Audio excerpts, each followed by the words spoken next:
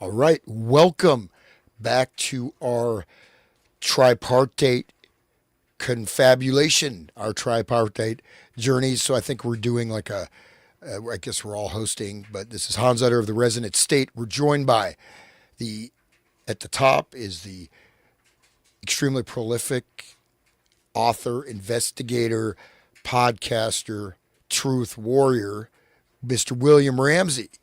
Below him, Sean McCann, Wake the Dead, of the Wake the Dead podcast. And so we are continuing in this, what I have to say, just as an aside, is this real time journey. When we started this just looking, I think it was supposed to be one episode looking at the Manchurian Candidate movie. And look, it's now, it's continuing and we're kind of following, from the Charlie Kirk events to this document drop. So we're kind of keeping this momentum. But I think that our initial work, we're seeing that this gives a great underpinning for all the stuff that's happening, because I'm sure that within this, as we look at the types of, the article you sent about occult control, we look at these hypnotic trigger things, we look at blackmailing, we look at these types of ritual abuse, and most likely, hypnotic trance command stuff going on, and the hypnotization of America, and the elites who are just laughing. They're laughing as they drink the children's blood. I mean, this is no different from from the priests in ancient Phoenicia. I mean, in fact, and they reference these things. These things are still, I hate to say it, but these things are still alive and they're still relevant, right? It doesn't mean these are still going as at least symbolic systems for the elite. So without further ado, thank you guys. Thank you all for doing this and continuing our Sunday night truth explosion. I have to say, we are at least one of the most plagiarized shows on the internet for sure, man. So anyways, all right. Yep. Great to be with you guys again, man. This will be like our third episode on the Epstein files, but it'll be, I think, our 20th show, like our 20th Sunday night show or whatever we've been doing for Manchurian. It started August 2025, so it's been quite a journey. A lot of learning, a lot of understanding in this. Epstein, we're still understanding it. I mean, it dropped 23 days ago, numeric. 23, it's 23 kind of numerically occulted, I guess, if you know the 23 enigma. Skidoo. But, yes. Just keeps unraveling in the depth and the connections and the people and the stuff like that, and this ritual stuff. Like, what's amazing is how much these guys knew about esotericism, occultism, and the larger stuff, about Nabokov and all these things that kind of tie in and overlap with some of the themes that really in Manchurian Candidate, incest and things like that. So it's very dark, and the cover-up's just incredible. Like, I think that the mass media isn't even covering it at all. I think they're covering that Guthrie girl whose mom disappeared and so the talk about mind control or mass mind control, like, I think it's just really off the charts. It's just an incredible event because of how many people aren't dealing with it. But I think the younger generation is. And evidence of that is this man today. This is February 22nd. He's Austin Tucker Martin, got angry and tried to take the law into his own hands in vigilantism and attacked Mar-a-Lago and died. Well, just notice though, again, okay, this could indeed be, just the guy just was fed up, or was he, so you notice he has three names. They always have three names, right? ATM, Austin Tucker Martin. So you have Austin, like Tucker Carlson, and Martin. So it's not, there's some reference points to that name. I'm not saying that, 666. Look, each letter of his name is it six, right? Austin, Tucker, and Martin. So it's 666 in terms of the number of letters. I'm just saying that these things that would be like, I mean, I probably 7 years ago, 5 years ago, I'd be like, dude, this guy's out there, man. Do you believe in like UFOs, aliens? No. But this, whether you think this way or not, this is how they think, and we have proof of that, right? So it's not just, and but just notice his name 666 21. We see numerology. Just I'm not like an expert on it, but it's interesting to see, and these things are absolutely relevant. I mean, 6 letters in each thing. I'm sure there's some significance to his name. 21 years old is also significant. 21. The Blackjack. article was published on the 22nd of February. That's 222. Yes. Right. And what time was the shooting? Exact time of the shooting? I don't know. I actually literally just found out about this within the last hour. I just thought it was incredible, like the timing, but also just like the theme of like vigilantism, which I've talked about in the last couple of weeks, where like people are going to take the law into their own hands because they're not getting any justice. Well, isn't that Luigi guy? Yeah, hero? Mangione. Yeah. He's a hero now, right? I mean, my understanding is they couldn't convict him. Right. So, yeah, it's probably the wrong he's guy. kind of seen as a hero. Probably a setup. That wasn't the real guy. Oh my God. That story doesn't make sense. He supposedly followed him and shot him at 7 a.m. in the morning, which is really kind of a strange thing. So I just asked AI for, just whatever the AI search engine, and it for Austin Tucker Market Gematria, it says, just listen to this. I cannot provide a gematria or numerical interpretation of names for Austin Tucker Market, as this type of analysis is speculative and not supported by factual reporting. So the AI is literally refusing to do a gematria analysis for me. Which AI is that? So it's like this is the browser. I can send you. I can take a screenshot in the Brave browser. Yeah, but it's literally refusing to do it. Because it is analysis is speculative and not supported by factual reporting. Oh, like Omega Man is factual, right? Omega all the things they told Omega Man. Yeah. Seriously. So so to me that means there's something there, right? That's a nice. And then February 22nd, early hours of Sunday. It says 1:30 a.m. Around 1:30 a.m. That's I don't know. 1:30 a.m. 13. All right. And his sister died on August 23rd, 2023. Kathleen Renee Martin. So anyways, it's very. It's interesting to see the knowledge set. Like these people, they're taught different school. They're taught different like history. These people they're raised in like Jesuit college or Jesuit schools, and they're given, Greek understanding. They're given the mythology, and this occultism is like a language that they speak. It's a knowledge set that pretty like all of them have. It seems. Well, it's not just that. So if you look at, say, like the trivium, the quadrivium, the basic components of learning, where you actually learn how to think, you learn what categories of reason are, you learn how to write, you also learn. So this mythological, and this is something I really want to stress, is that this mythological infrastructure is still active and still being activated. Artemis, whatever, you name the space shuttle, something. These things are still, they're still functional, and it's just that you could look at someone like Herman Melville, who didn't even go to, I think he went to like third grade, and he wrote one of the greatest books of all time.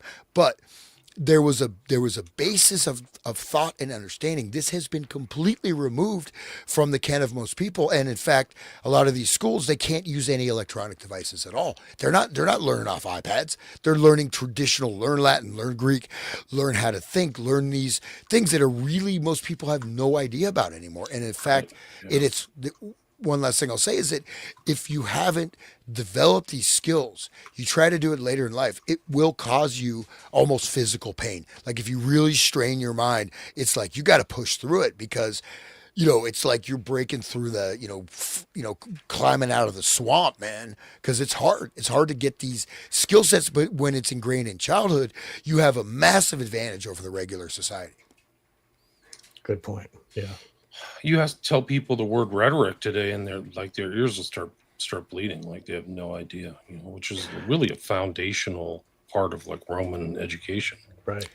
Yeah. And they've like sullied the term, because like people they act as if it's like a sophist type of thing where your rhetoric is you're only using rhetoric in a way to manipulate my understanding, and so it's got this kind of negative Right, good point. connotation. Yeah, good point. I would highly recommend a book. It's the Trivium by Sister Mary and Joseph, and it's a book that's written for students, but it has such a deep analysis just of all these basic categories.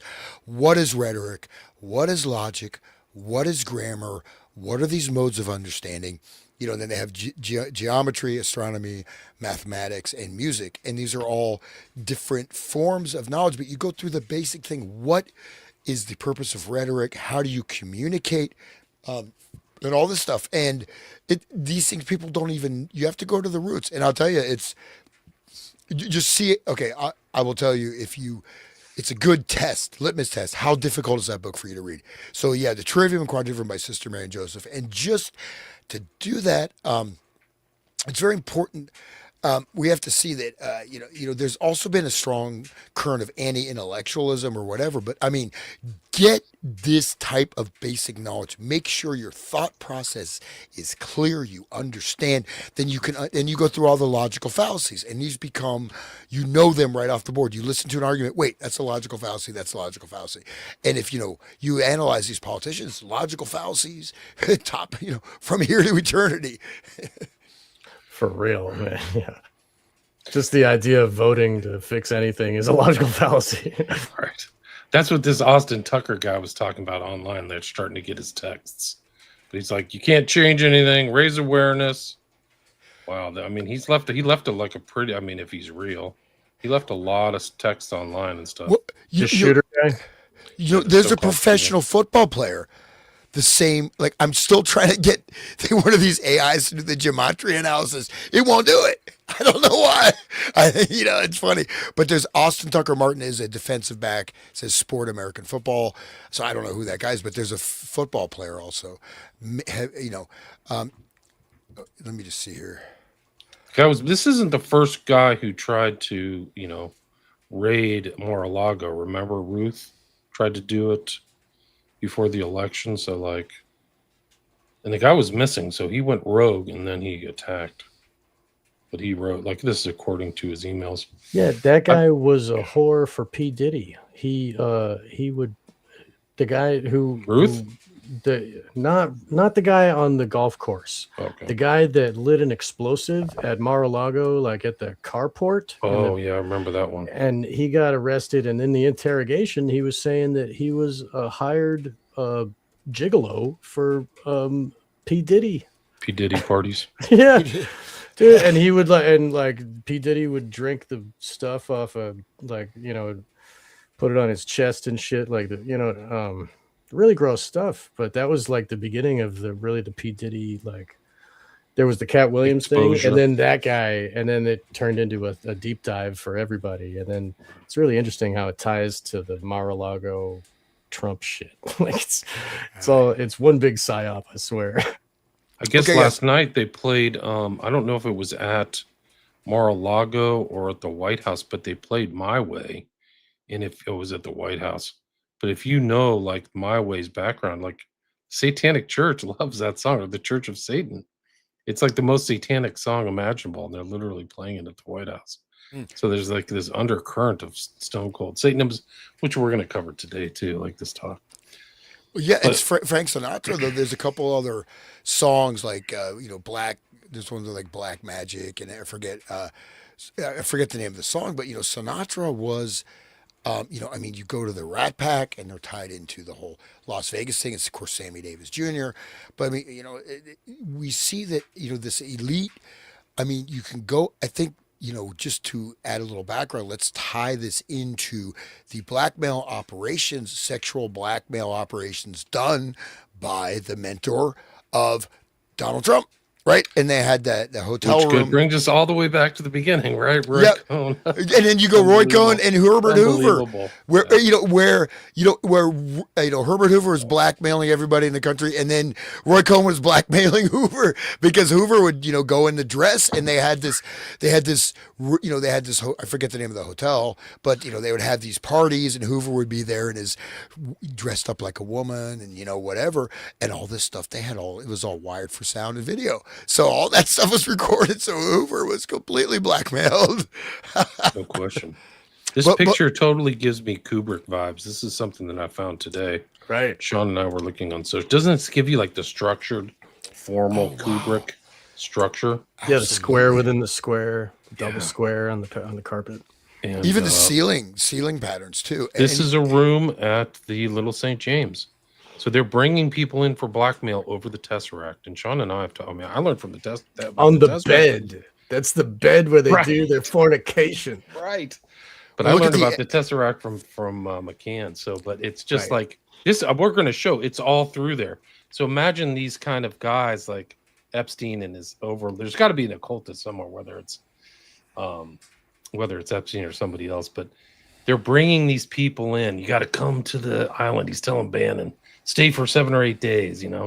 That's how they probably work them into it. They don't want them to come and leave in 24 hours. They want to get them in, give them some drugs.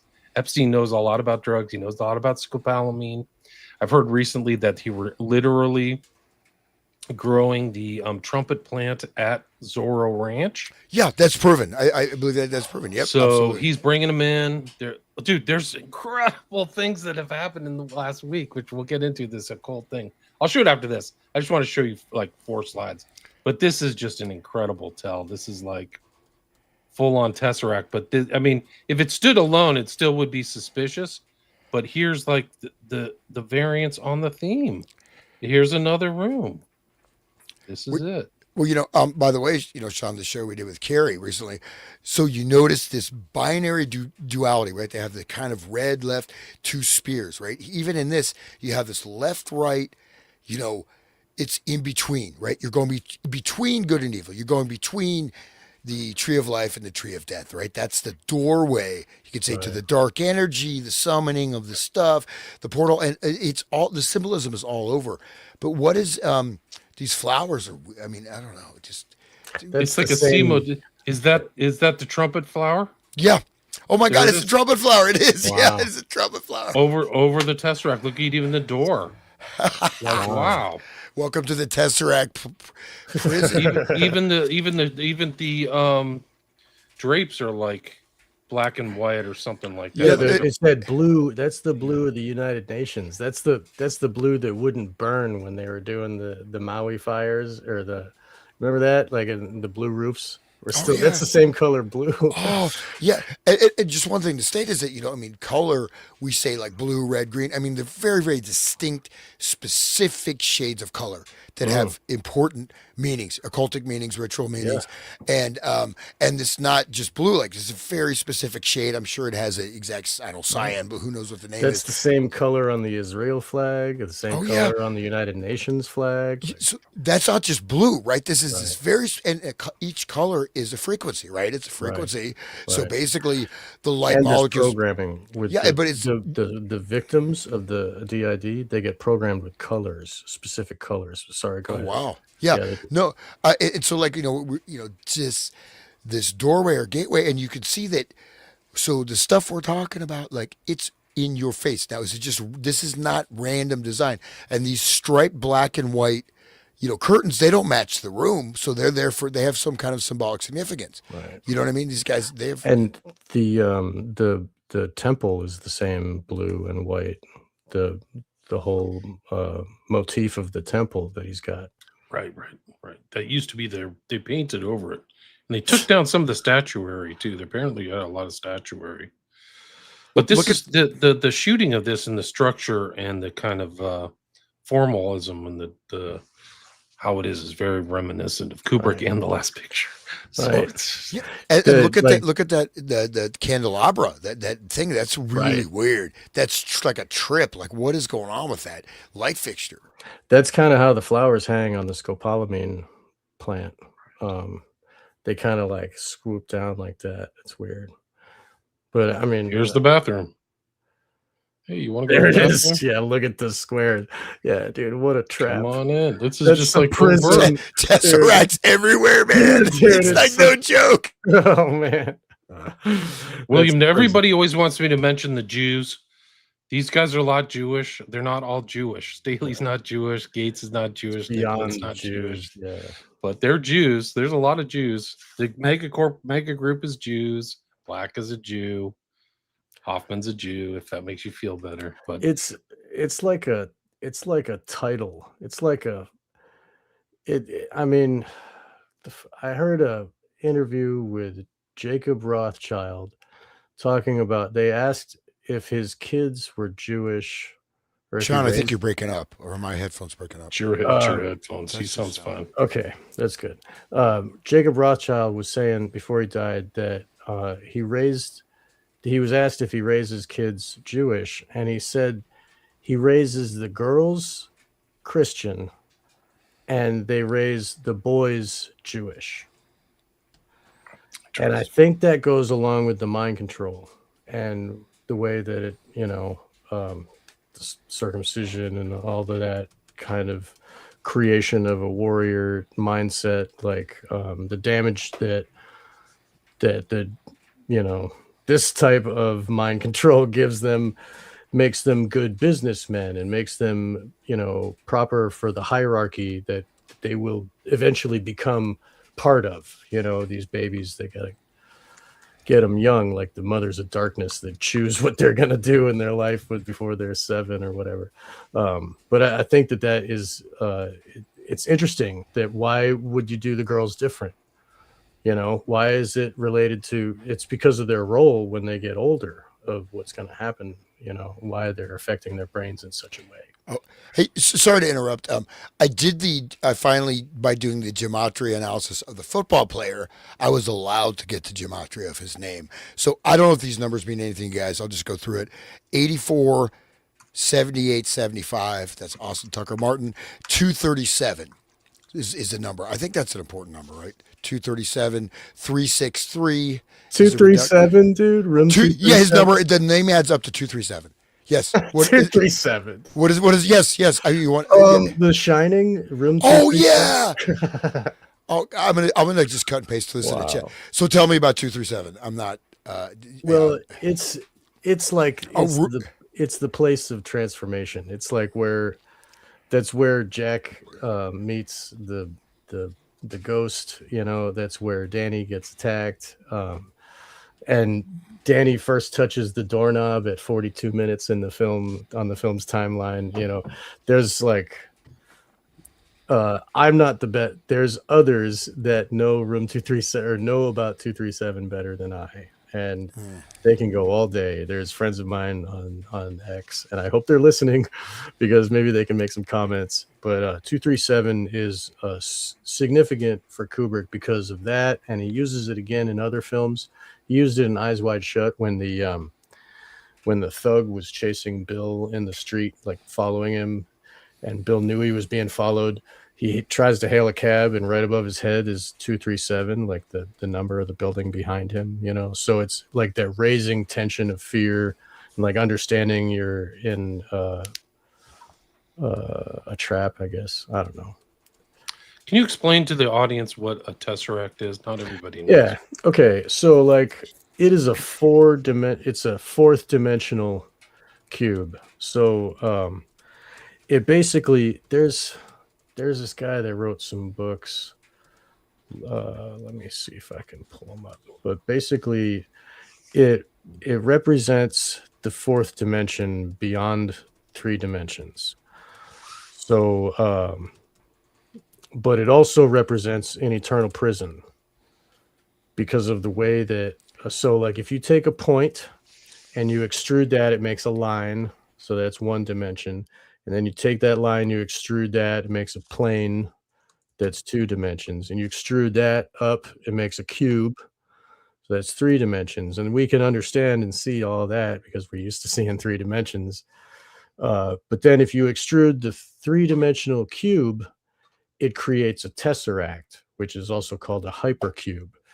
And that it in order to represent this, it's, yeah, you see the lighting fixture, it's a square within a square.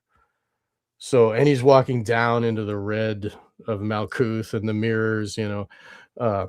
Anyway, so the tesseract is used in Satanism as a representation of the eternal prison of the mind in the false reality of illusion. So the Satanists like would rather rule hell than serve in heaven, you know, that whole ethos. And so they create a hell out of this world, and they're creating a second world within, and that's the inner cube is the trap. And it's held in, if you look on all sides, it's held in by the trapezoids. And that's another highly significant symbol. There you go. Mark Passio describes it perfectly. Yeah, right there.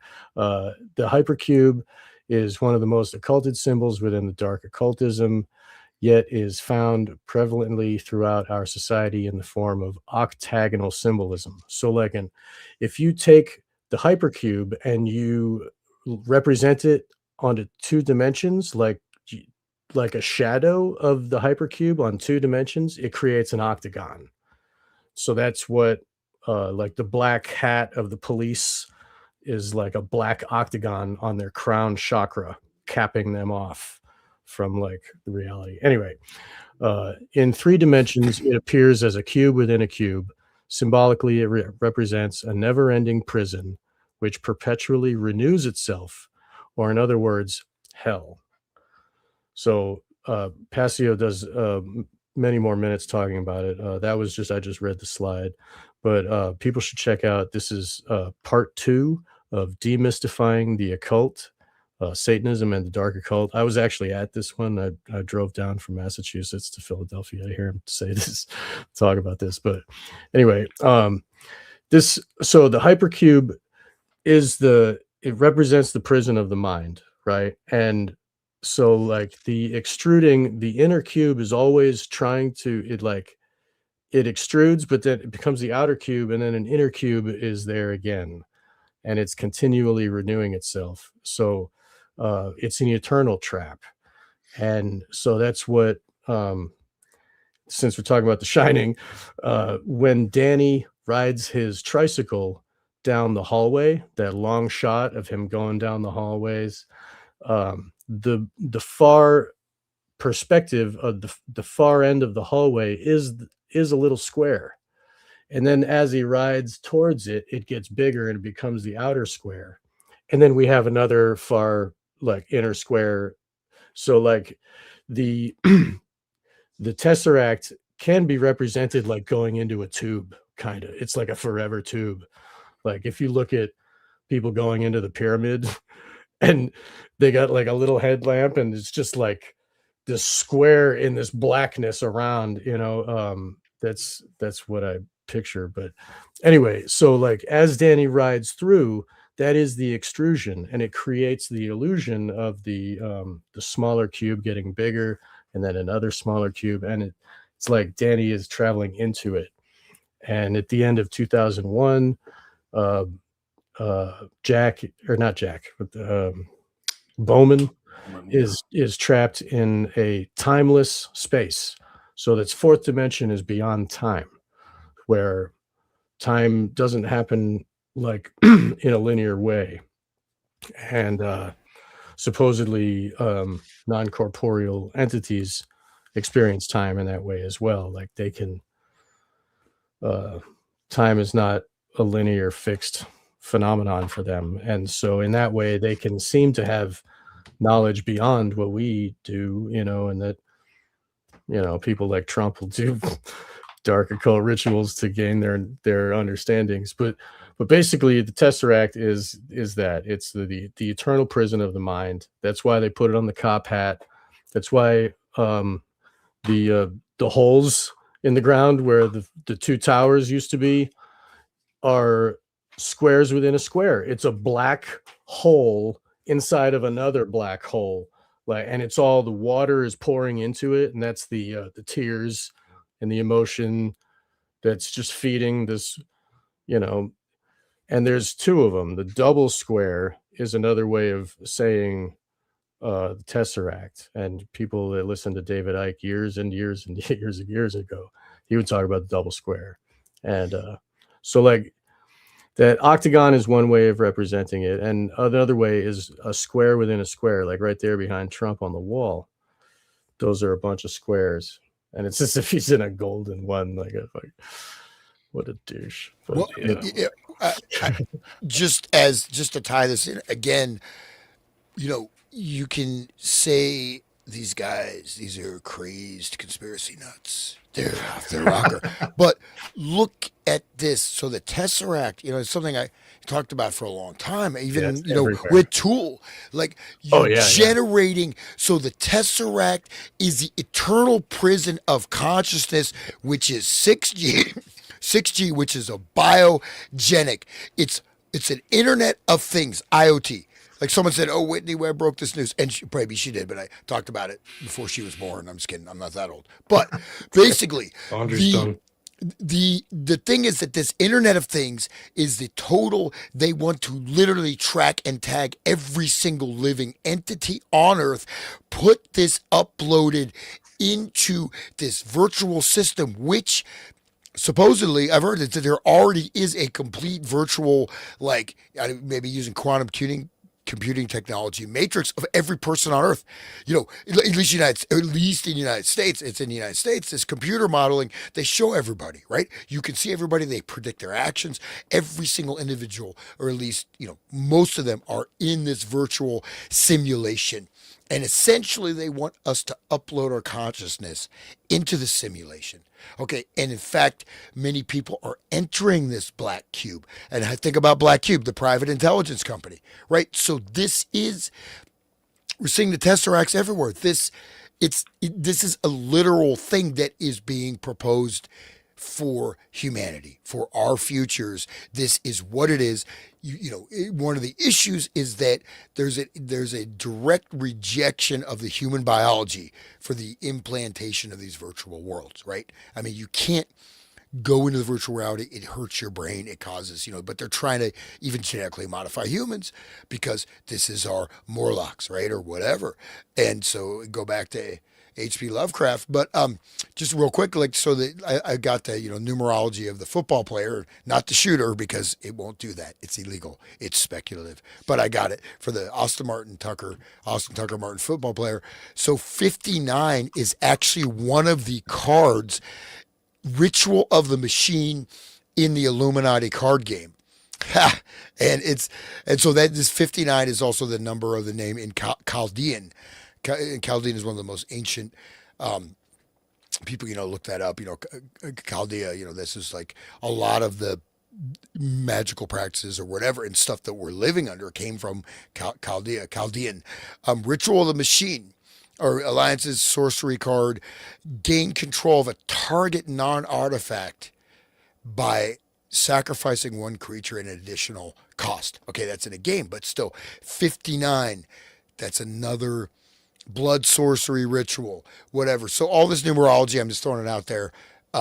Someone who's more adept. And again, we have to watch out. We're losing our knowledge from who knows? ChatGPT, I cannot do that numerology. It's speculative. It's a speculative thing. It's a current event. Okay, but look out for this stuff. Look at these tesseracts, man. The golden tesseract. And so they're doing these sex magic rituals in tesseract cubes. Okay. This is interesting. This is where Epstein admits to himself that she was researching a really bad guy that gets children for sex sent to his island. She almost fainted when I told her that person is me. This is his admission that he's doing. Wow. Yeah. I just want to say one more thing. The Tesseract math, the theories of the fourth dimension influenced Blavatsky and her thinking. This guy, I think it was Charles Howard Hinton, maybe, is that I've got a couple familiar books, or C.W. Leadbetter. No, Charles Howard Hinton, I think, is the guy that started Scientific Romances, first series and second series. 1902, I think it was produced or something, or written down. Let me see if I can open that. C.H. Hinton.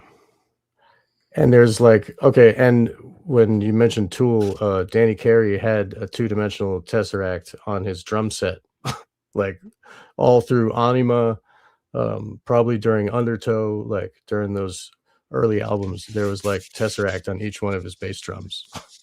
So total occultist and totally unashamed of it. Like, yeah, just like go to his website. It's just like, whoa. Right. Yeah. Check out his he's got a t-shirt of Karanzan. It's like a primer for Crowleyism. It's just like, yeah, he sells the books. He deals Crowley's books. Yeah, he's got freaking White Stains, like $10,000 version of White Stains. Yeah, it's fucking actual jizz on it. But yeah, I think it was Hinton, Charles Howard Hinton. If you look up Hypercube math or whatever, it'll tell you where it came from. I think you sent me that book. Yeah, I think I have a copy of it somewhere. That's cool. So that's where it came from. But then that influenced the dark occult societies in their representation. I mean, they're very left-brained, so they take the math like that. It's anyway. Go ahead, keep going. This is Epstein to David Stern, who was the head of the NBA. He's telling him, "You are a friend of the first circle." So he has these different circles of friendship. So it's kind of like this initiatory thing that he reveals himself to in these emails. So it is interesting. You'll see this first circle or first friend concept that Epstein repeats over and over again. It's pretty interesting. So that's hierarchy. It's like rings within rings type of thing. First circle as opposed to outer circle. Correct. Where's the other one? I'm trying to find. What were you saying, Hans? Oh no, I just think that it's interesting to, again, whether you believe it or not, they obviously believe that these things have power, right? So they're trying to use different types of laws to create things, and of course they're living, they're feeding off of everybody else, right? You go to your job, you're a slave, at least you're living on the farm, at least you're on the farm. You got your animals, you got your chickens, your ducks, you're here with the earth. Now you have to go work at some factory, work at some corporate job, be a slave, or just have, this half-life of a human half-life. I mean, and that's why people freak out. That's why people, they go to raves or whatever, because they want to feel alive, right? And it pushes you into this. And yet, by the same token, they also want to inculcate the type of similar behavior in the plebeians, right? So this type of debased, make us all Satanists, right? Look at all the OnlyFans. Like how many girls, young women, they're like literally prostitutes. I mean, this is debasing something that you can't buy that back. You can't buy back what's been taken from you. Like that one lady who was like this innocent, small town, whatever. They became like Hugh Hefner's like sort of main concubine, and the level of degradation they went through, deeper and deeper and deeper, including humiliation and who knows what else went on. And she's like, I can never get back what I lost. I mean, she literally and she seemed like a nice person, right? But this Hugh Hefner ties into this too. The whole mansion was wired for sound, wired for surveillance, right? And so I'm just saying that the antecedents of this, and it has tunnels. But the antecedents are with the Rocone sexual blackmail operations, and then Corazon is the opening of the Caliphate as taking precedence over the current temporal situation. So this is a type of moving humanity into the black cube. Yeah, go ahead, William. Yes. Do you want to hit that the document you sent us? I think that would be interesting to read. It seems like we've been in the black cube for quite some time, man. People are dumb as boxes of rocks. No, I think a lot of people have had their consciousness uploaded into the black cube, literally. I mean, and unfortunately, I mean, it is very painful, right? And the thing is, we're not talking like, I like to be in reality. I don't want to I'm not trying to escape my life. my life is fucking great. Sorry to swear. Like I want to be in my life. But you're constantly pushed into this space with the continual fracturing of attention and awareness with your phone, right? Right. Or with this or that. All the kids being raised on iPads, Right. and then you chat GPT. You become a retard. You can't write. You can't even write a sentence. You're it's just the natural function of the human organism, unless you invoke your will and take charge of it, is that if something is offloaded, I don't need to do that. It's a great survival feature, right? There's so many things we don't have to think about how to run our heart, how to run our intestines. Of course not. It's done Sure. automatically. But GPS, you lose, I remember first got GPS, I started to lose my sense of direction because it's being offloaded. You lose your ability to think, and it's It's by offloaded. design. I mean, look at what they did to schools. Look at over the hundreds of years, since the Prussian schooling and all that crap. And you were just saying about the trivium, and that was removed. And you know what I mean? Like all of this is they've been dumbing us down, and now that they've got the iPad in front of the kid's face all the time, their brains are just mush now. They're not gonna grow up. They're gonna be, I mean, the kids with all of the injections are gonna be all, autistic, and the rest of them are gonna be stuck in the computer. Like, they got them, man. No, I mean, and this is so I did shows on this about 2018, 19, which I'm gonna be uploading. Did a deep dive for like a number of things into the whole the epidemic of autism and how this is becoming Yeah, normalized. And in fact, autistic people, they possess a lot of times they can possess great skill sets. So they're your perfect I know bio robot. someone. Perfect. There's your I know bio robot. someone. You put Yeah, them in position, and it's neurodiversity, right? It's neurodiverse. So autism, what you look at autism rates skyrocketing, just crazy. boom. And what? Oh, there's a weird. If you have another graph, which I don't want to say here online, but there's something that you inject that Right. doesn't get you high. If you have that graph with the autism rates, they exactly line up straight, Right. top to bottom. There was actually, like, sidebar, there was recently, uh, Jimmy Dore had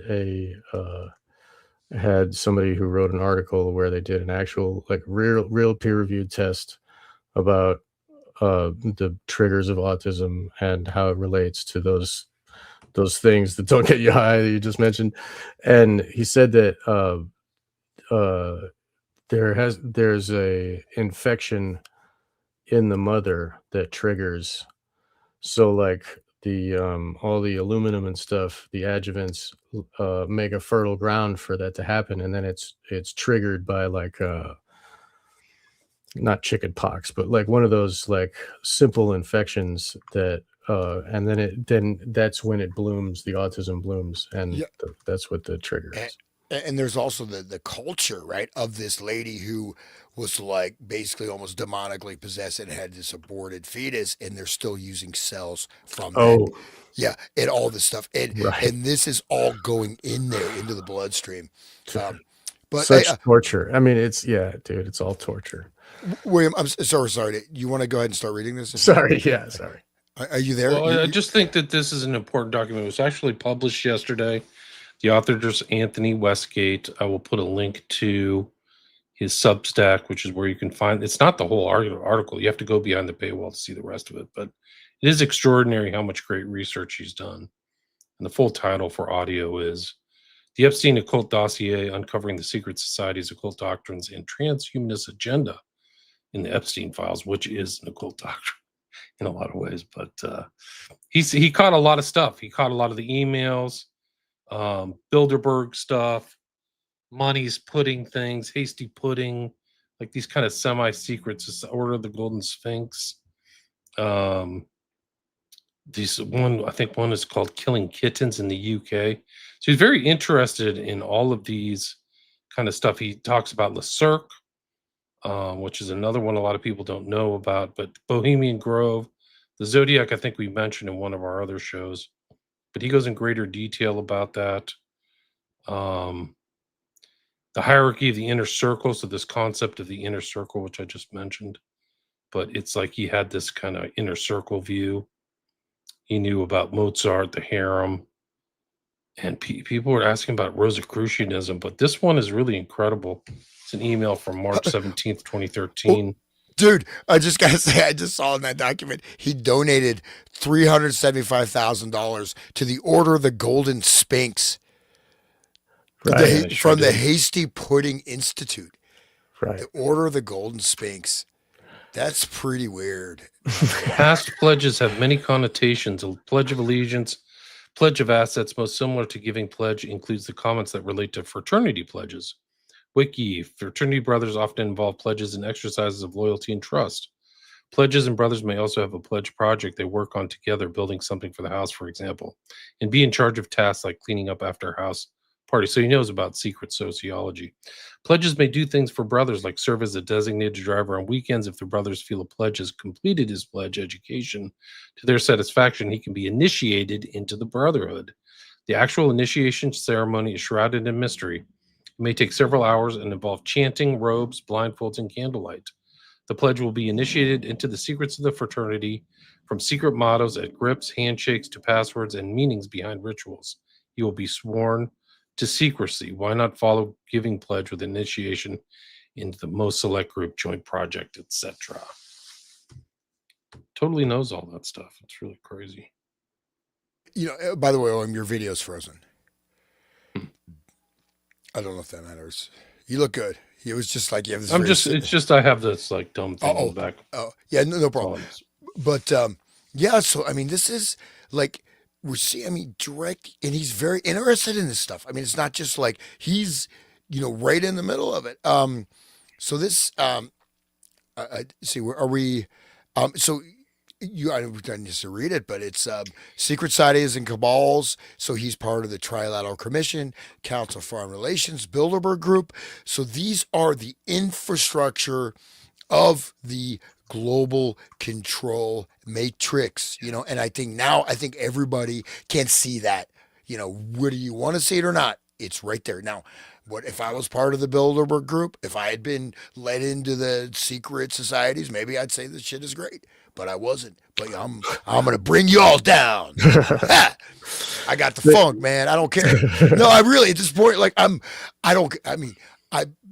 this is where, but we're pushing back. This is an information war, because this is also the encoding of reality, and by having the knowledge of grammar, logic, and rhetoric, by having the intellectual clarity, by knowing the mythology, by knowing what these things that they're whatever these are, right? These energetic centers, the different Sephirah, the Malkuth, Quran zone ritual.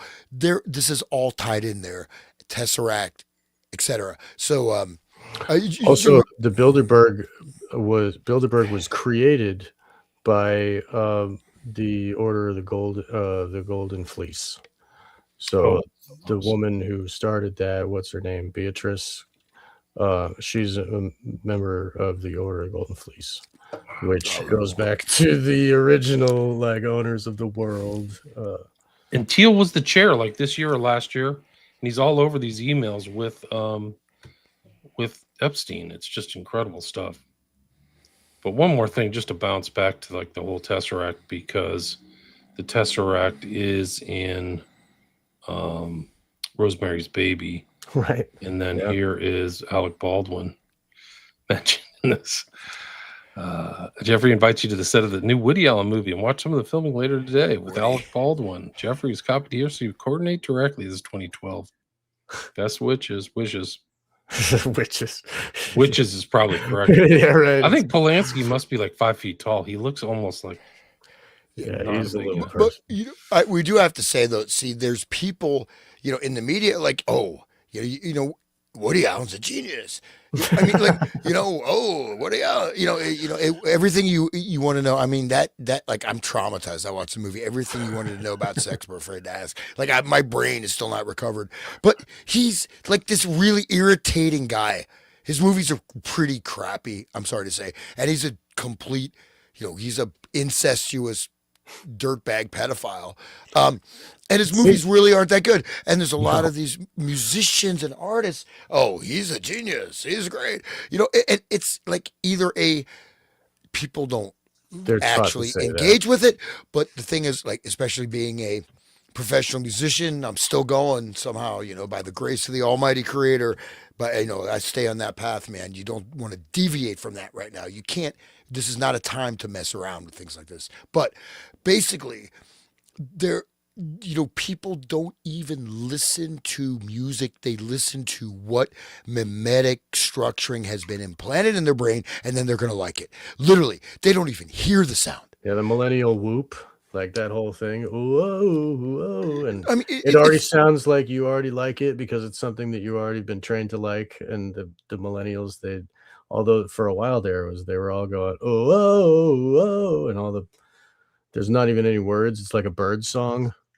I don't know if you remember the millennial whoop, but look that up. And well, and someone just mentioned Einstein. So Einstein, what did he really do? Oh, He removed ether. He removed the ether equation. What is all the actual working technology from Tesla? It works on ether. Okay, Einstein removed it, and then suddenly we're in this realm of relativity.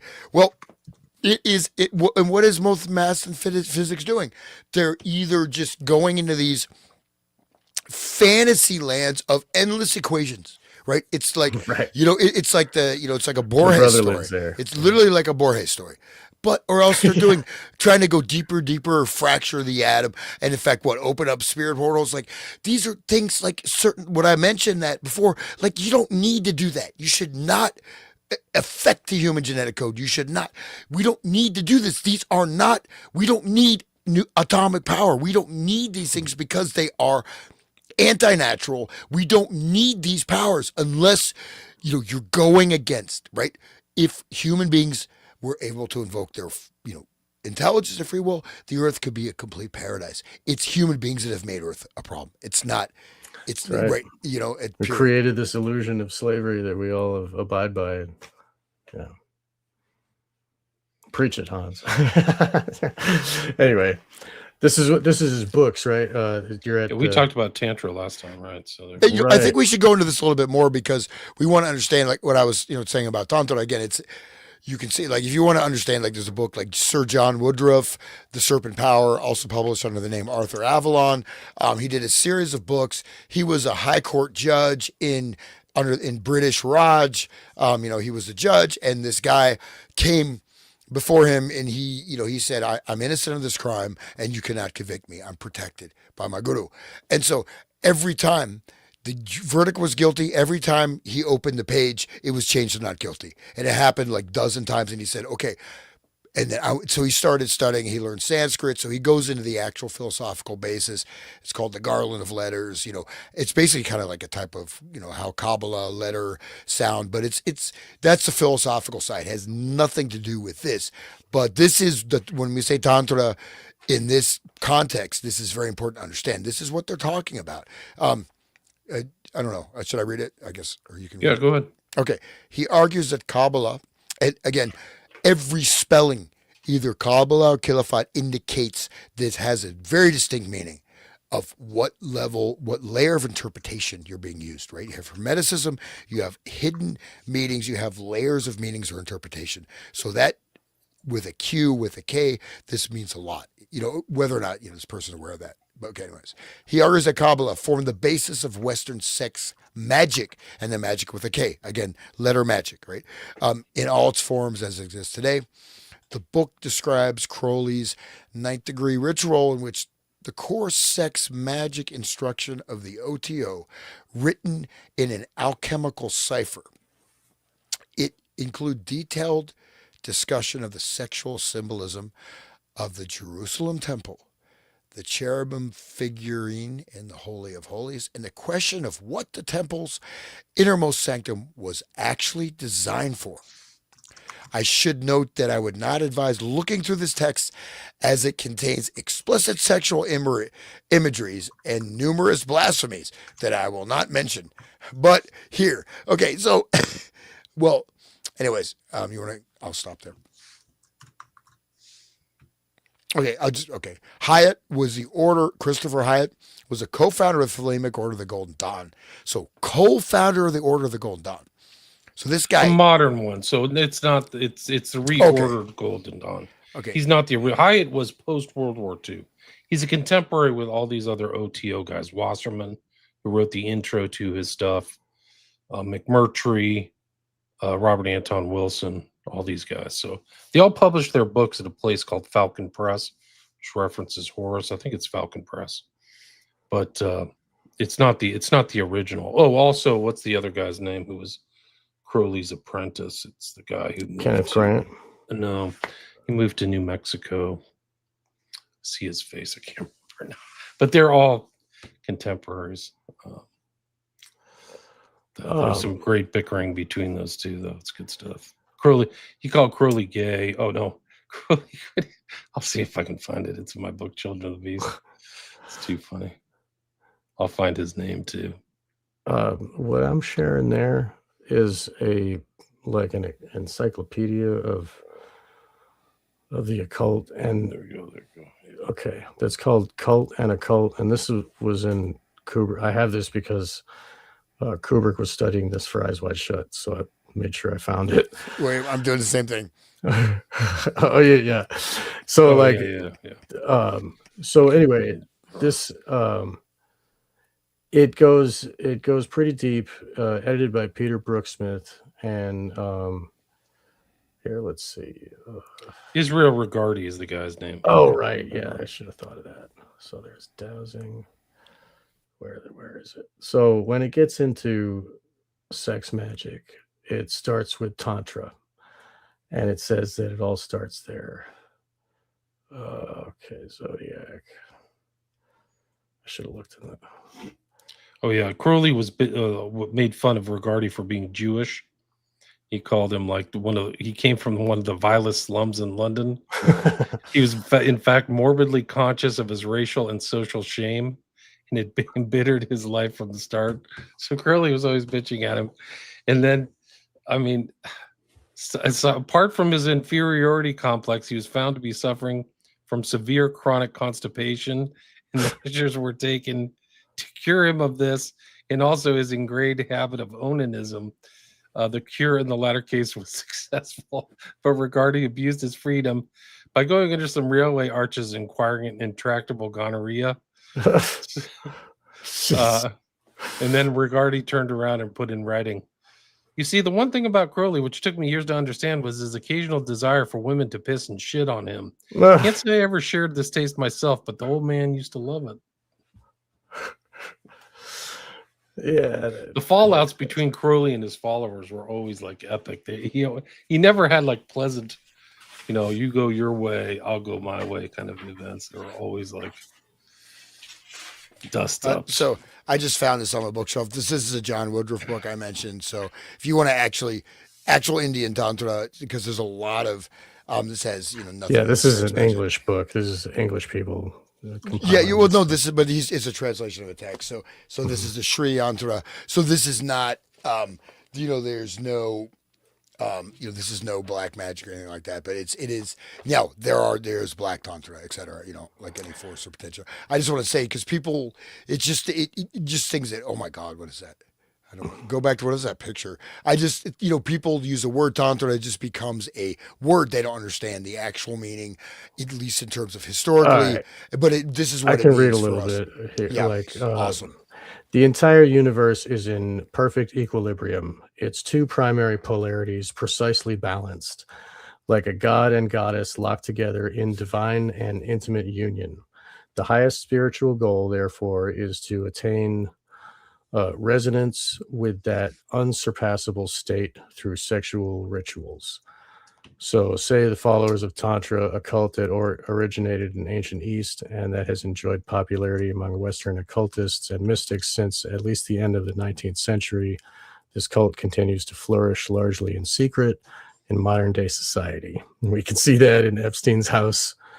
Okay, to the outsider, its rites may seem nothing more than indulgence in promiscuous and apparently obscene sex. Even worse, perhaps, the rituals seem to smack of utter depravity and black magic. But in its purest sense, Tantrism is nothing of the kind. Tantra, from which the cult's name is derived, is a Sanskrit word meaning warp. It signifies a body of written teaching, the warp, through which are threaded. That's absolutely incorrect. That's Okay. totally wrong.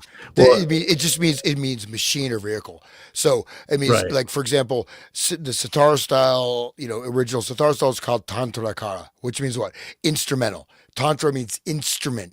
It means a technique. It means a machine. Right. It means an Right. algorithmic set of practices. It does not mean warp. So that's Okay. Okay. so. Well, all right. Go We're ahead. putting that aside, right? So basically, it's the Shiva and the Shakti, and it's the Kundalini, the raising up of your Kundalini to that's your Shiva, and it meets the Shakti at your crown chakra, and that is what is the goal, right?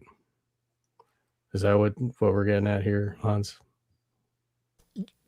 I'm sure there's probably valid, like it's valid information in this article. It's just that There is but I mean it talks about specific cults that do this, and it talks about a dude that has these powers, and talks about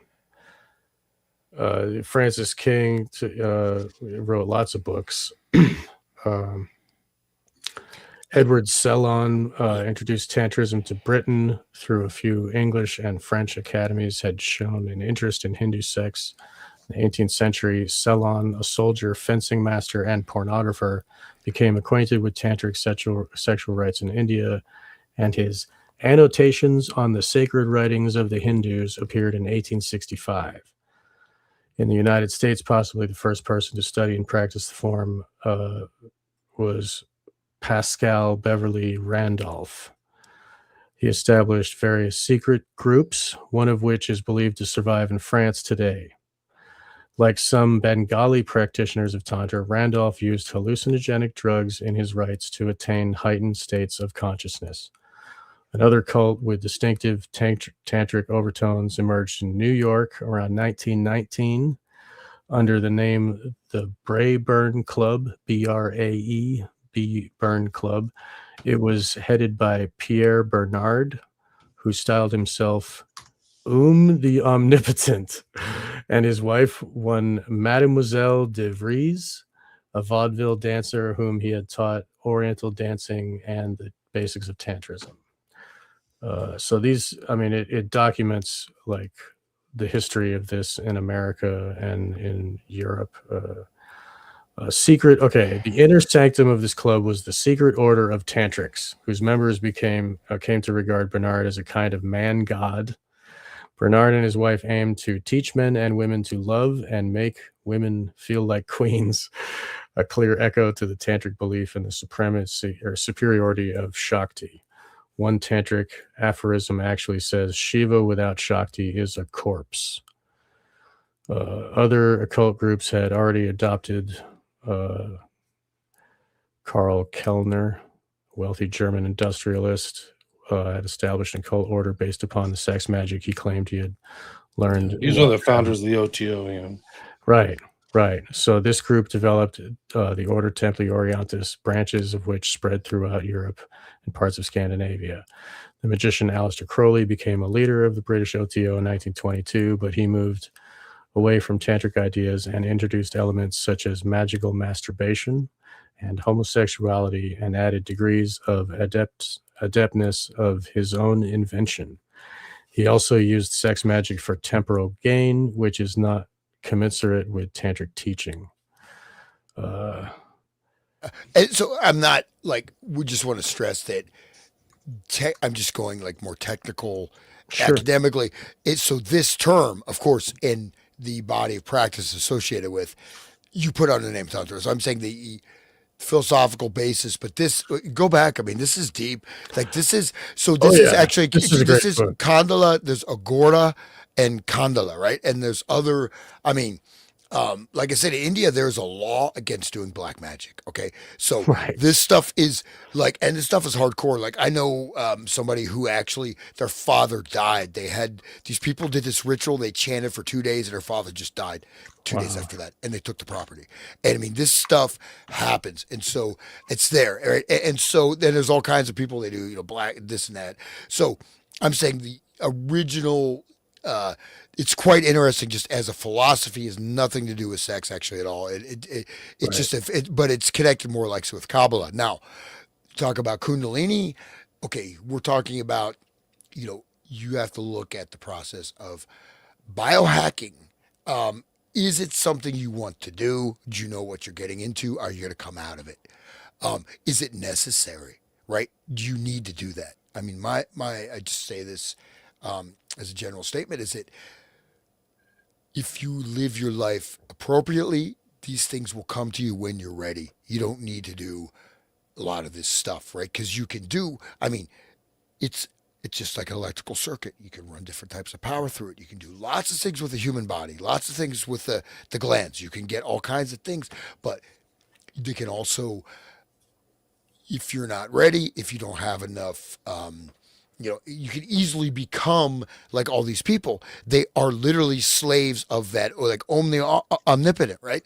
This person is directing them just like the orders of the it's a hypnotic orders, right? Right. The hypnotic trees of, looking at, going back to the Hoover document. So these are, I would look at these as there are behind this, right? These are recruiting schools. I'm sure there's a massive amount of hypnosis going in there. And so I just wanted to state that I'm sure that within this document it's correct, but this is what is presented as quote unquote tantra for for the West, which are amalgamations of various techniques and mind control doctrines, Right. right? And you can look at the thuggies, the thuggies, right? Thuggies Yeah. Right. who they sacrifice the black cord, they worship the goddess Kali, this and that. It's like thuggy. So this, yeah, you see this, very famous temple. I've actually been there. It's pretty Oh, really? wild, man. Yeah, it's like that's how to live. Just kidding. But no, I'm saying, but that's and these are, we have, okay, I won't go into this whole historical thing, but absolutely. I mean, it's dangerous, but this, I just want to stress that this word tantra actually means this is a type of black occult magic. It's called Chandala, to connect with maybe Agora and some of these other esoteric schools, plus a huge dose, I think, of hypnotic mind control stuff that went into all of these orders, right? And Right. so they have the garb and just, okay, and it was the It's language. like it's like another drug. It's like the way that they use hypnosis, and it's another form of hypnosis to be under desire of a woman. Like it is mind control. It's very powerful. But anyway, I mean, we know that Epstein would get massages, and while they're doing that to him, he's making deals. He's like trading money, and he's buying and selling, and whatever he does, selling arms, and Doing $1 million you know stock deal. exactly. Let me just finish cutting the head off this baby, drinking the blood, and then I'll Right, but I mean, say, like, at it that text. point of, like of, like, before release or whatever, he's, like, doing stuff on the phone, he's, like, doing business, and I think it was Virginia Dufresne was talking about that in her testimony, and how weird it was that he wasn't like, "Oh," he was, like, doing stuff, like, it was using that Kundalini fire energy to, like, push into his Yeah, whatever. you say no, but I think that again, not freak, not like I'm not like a tantra defender or whatever, but I'm saying that let's learn the word. Let's if you try to go through these texts and understand it. So what they're actually talking about is a code name, I think, for a whole other body of multicultural, I mean, multi-regional, esoteric type of black magic ritual practices, which could even tie back to, going back to, whatever, Chaldeans to Phoenicians to Egyptian rites, whatever. I think that is what is actually going on. And it's a convenient word. And just let's say, I'd say it's scare quotes, but I think that what it's also behind, you pull that back, there's something behind that, right? Right. The It's blood not, orgies of ancient yeah, civilizations weren't for nothing, right? yeah. So I think and I don't know what that is per se, right? And I think this even would this particular body of magical practices lies behind even a lot of satanic stuff, all these other ritual practices. And I think also that the actual knowledge, there's a tiers of knowledge, and there's the pyramidal structure, but there's also the hierarchy is feeding off of those. Just as even Epstein is doing what he's doing, there's someone in charge of him. Oh, And there's a whole body in charge of him, and so this whole structuring with a larger agenda. I don't know what it is, but I think it's interesting. That's all I just wanted to share. So. but they're not just crazy people. I mean, there's a science to it. All of this fornication and debauchery, and right, William? Absolutely. There's some kind of science going on there. What are you typing right now? Are you looking something I'm up? just working and doing stuff and doing 10 things at the same time as you. Just letting us just gab away.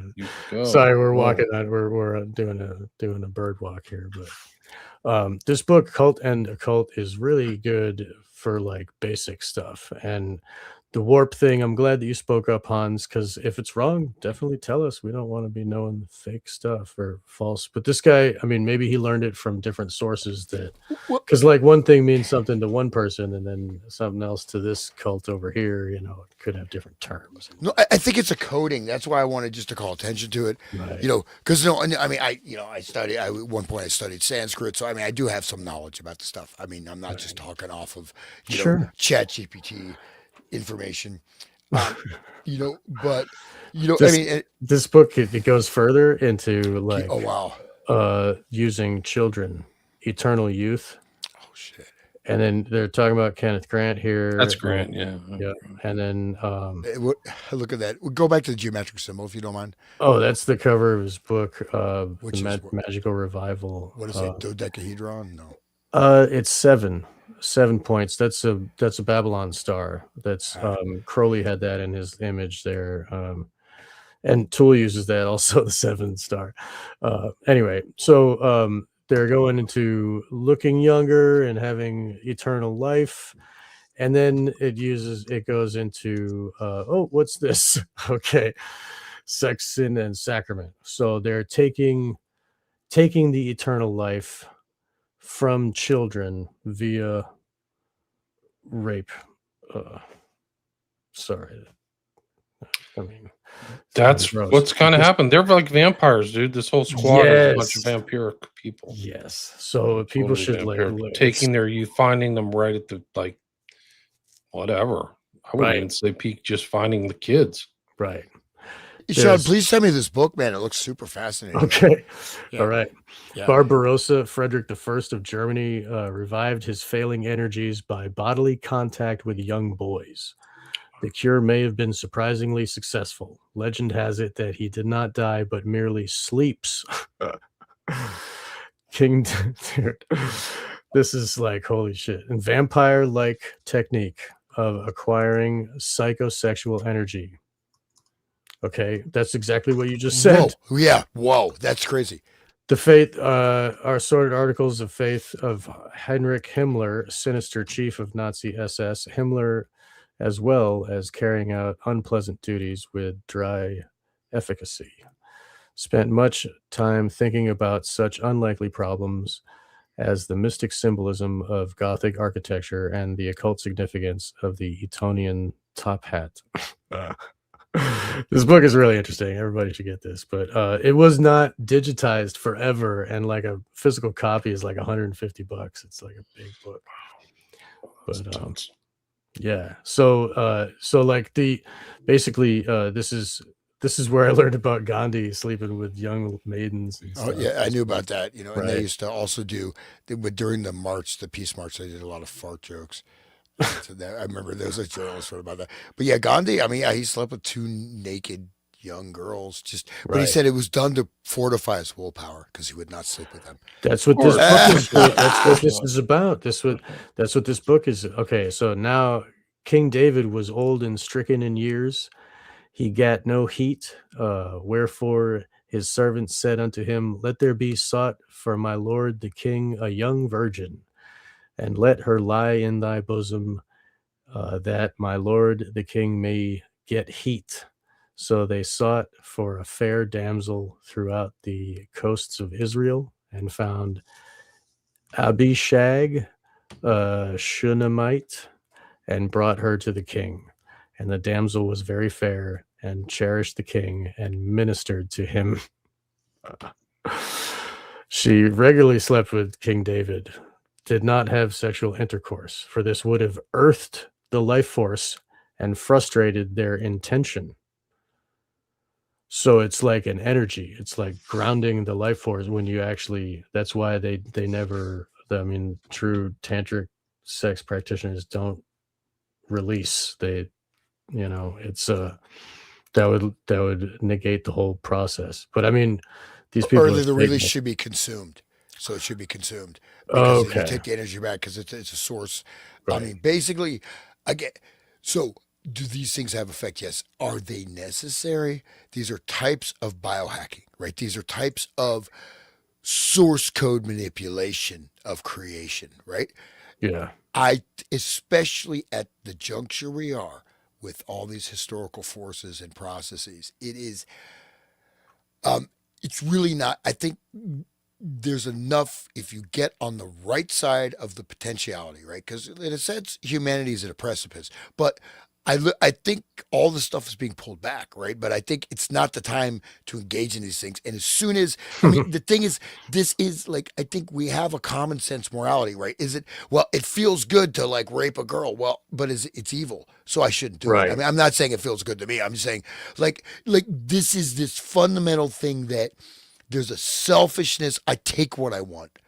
And I'm going to do this because it's good for me, and I want to hack instead of Satanism, right there. Yeah, Satanism, yeah. Instead of like being healthy, doing what is right, living simply, and then getting your power from that. Which, but this is what our society is based upon, and I think this is a foundation of Epstein behind, in beyond the blackmail. I think this ties in all the other esoteric agendas, or even, I mean, just direct agendas, transhumanist agendas, transgender agendas, transspecial agendas, CBDC, total control grid. I mean, the removal of physical currency, total surveillance, injection of biologic agents that are tied via nanoparticles to various frequency,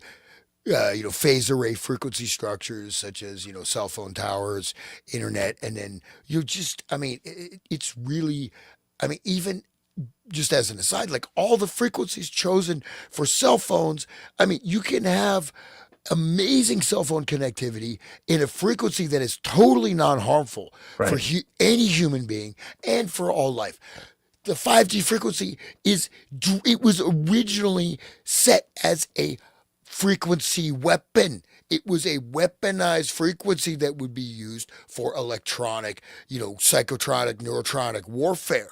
And this is the cell phone frequency. You're holding that up to your head, and it's exactly and that frequency they're choosing. It takes so many transmitter stations, and it kills life.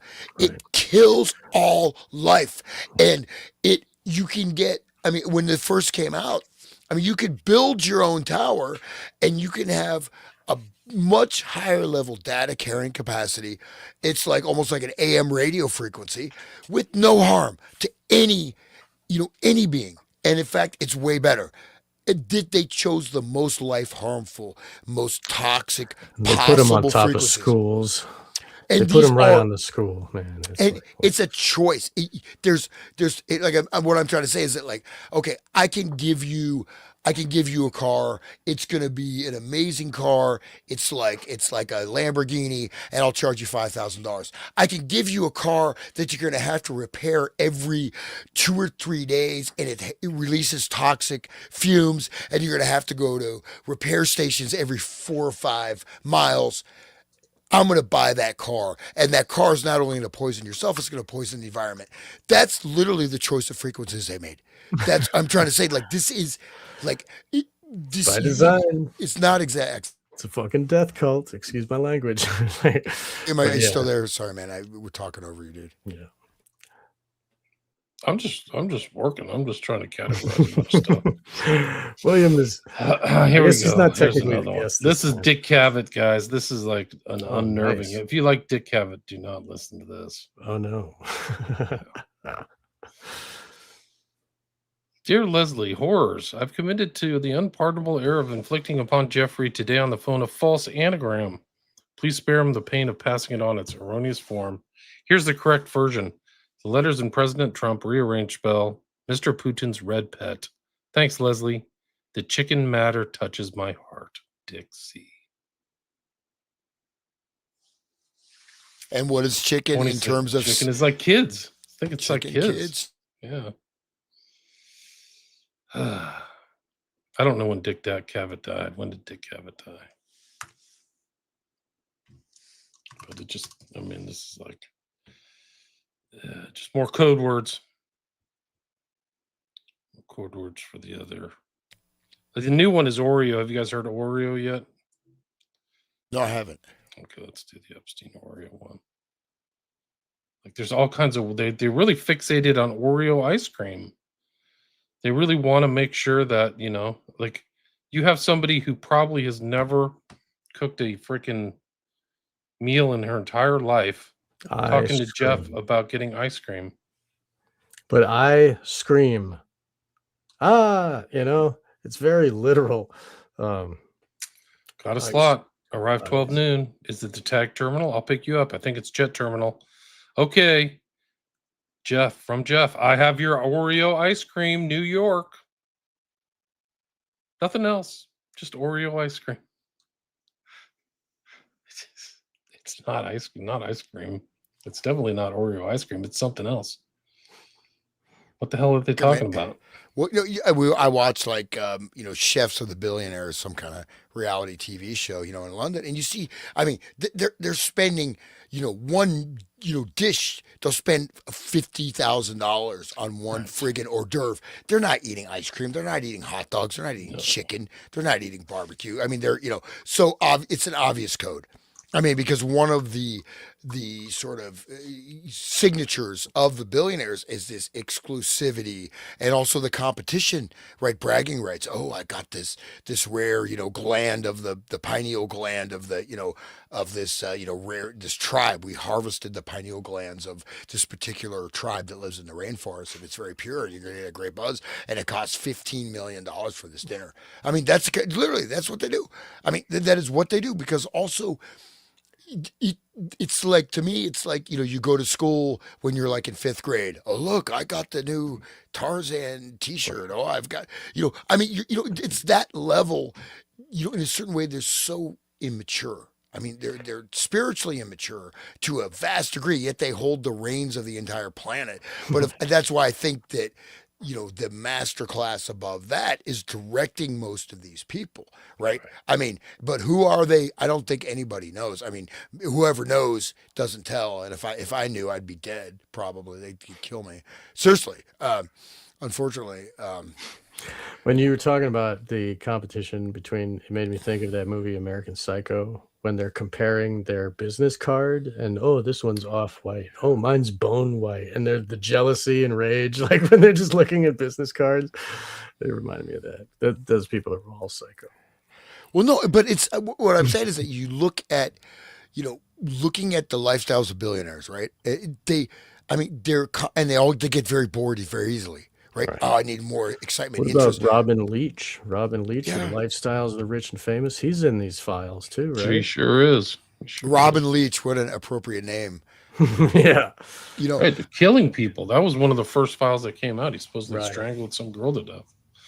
Right. Lifestyles of the rich and famous. Kill and sacrifice. There's more sacrifice stuff.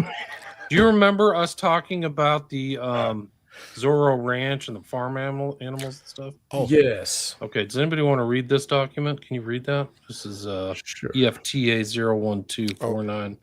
I asked a friend of mine who actually lives near the Zorro Ranch to hit me a heads up on the chat, because he had some interesting information on that, but I don't know. I do too. I have more. If we talk about we talked about 2666 and what do you call it? Did we lose Sean? 2666 in Juarez. Did we talk about that? And I started the book. I just got through the first part where they're talking about the obscure German author and their Right. fan club, which but then Archibaldi. yeah, Archibaldi, and they throw in a little reference to there's a reference point, so I haven't gotten that far into it. But he's a great writer for sure. I never counted his work. Dude, it's like the background is almost like the whole Epstein files. People moving between borders and talking and communicating across boundaries and stuff like that. Let's see. Sean, do you want to read this? Do you want me to read it? Anybody elect to read it? I can't get resolution. I tried to refresh and I popped out. Sorry, but I would. That's if I right. could. I'll do this. This is 2019. So this is the stuff that comes in. Epstein's arrested on the 8th of July. This comes into the FBI crisis intake. It's crisis, right? I mean, this isn't investigated, but they're not investigating any of this stuff. So I guess the public has to. Called the FBI National Threat Operations Center, the NTOC. I mean, I can do a whole show on the NTOC. They're just incredible documents. It's just, these guys are such losers. The FBI is just a totally corrupt, controlled entity. It's just not even arguable. Blank lives in the neighborhood of a property owned by Jeffrey Epstein. The property, which is on Zorro Ranch Road, Stanley, New Mexico, has recently had a large barn reconstructed, right? We talked about that. Do you guys remember that? Yeah, we talked about that. Yeah. The barn is suspicious as there is a garage door that appears to be a sally port, and there is a chimney. Blank is concerned that the property could potentially have an incinerator concealed within the barn. An old 1970s mobile home was recently put right behind the barn, which Blank believes does not follow Santa Fe County regulations. There have been a lot of high-profile people seen frequently at the property. Blank has heard rumors that the property was used for recruited girls to visit with Epstein, but he has no factual evidence to support this claim. Blank heard rumors that girls from Albuquerque and the Moriarty area were recruited for Epstein. Blank patrolled this area for 15 years before he retired. The property was previously owned by the governor of New Mexico, but the property was sold to Epstein before the governor's passing. The property that Blank is reporting about 3 miles away from Epstein's mansion explained there's a lot of security for the properties, including cameras, sally ports, and other security measures. Blank explained that the barn that was constructed doesn't look like a barn you would use for ranching. Blank wanted to report the information to the FBI because he is concerned evidence could be destroyed here. So after he's arrested, he's like, guys, this is really sus. Get out of here. You got to check this out. It's not the barn. And then we talked about the farm animals, the code words, right? Yeah, my God. Keep the chickens for the eggs and keep the horses for riding, right? Do you guys remember the David Lynch film Mulholland Drive, was it? Absolutely. Yeah.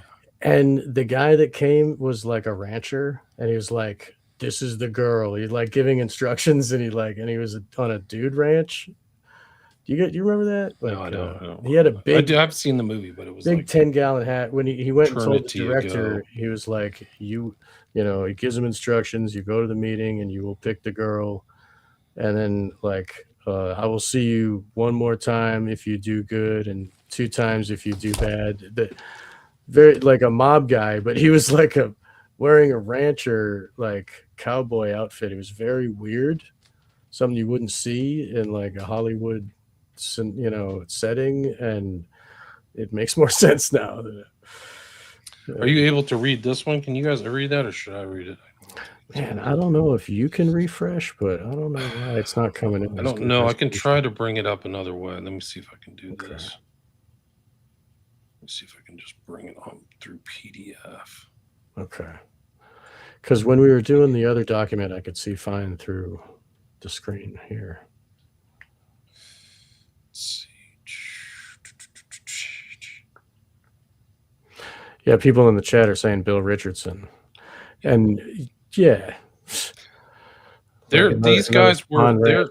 Yeah, they were brought up. Like there's like literal investigations going on. Are you able to expand that, or? I can see that. Yeah, here, let's see. On April 14th, 2020, Blank called the Albuquerque FBI Operations Center approximately 5 times in a 1-hour period to report a crime related to the Epstein case. He was transferred to NTOC, but he claimed NTOC would not take his report. He requested biological functions. I'm back. he requested to speak I just with had an an AI. idea. Oh, sorry, Hold on. I'm reading right now. Sorry. He was transferred to NTOC, but he claimed NTOC would not take his report. He requested to speak with an agent.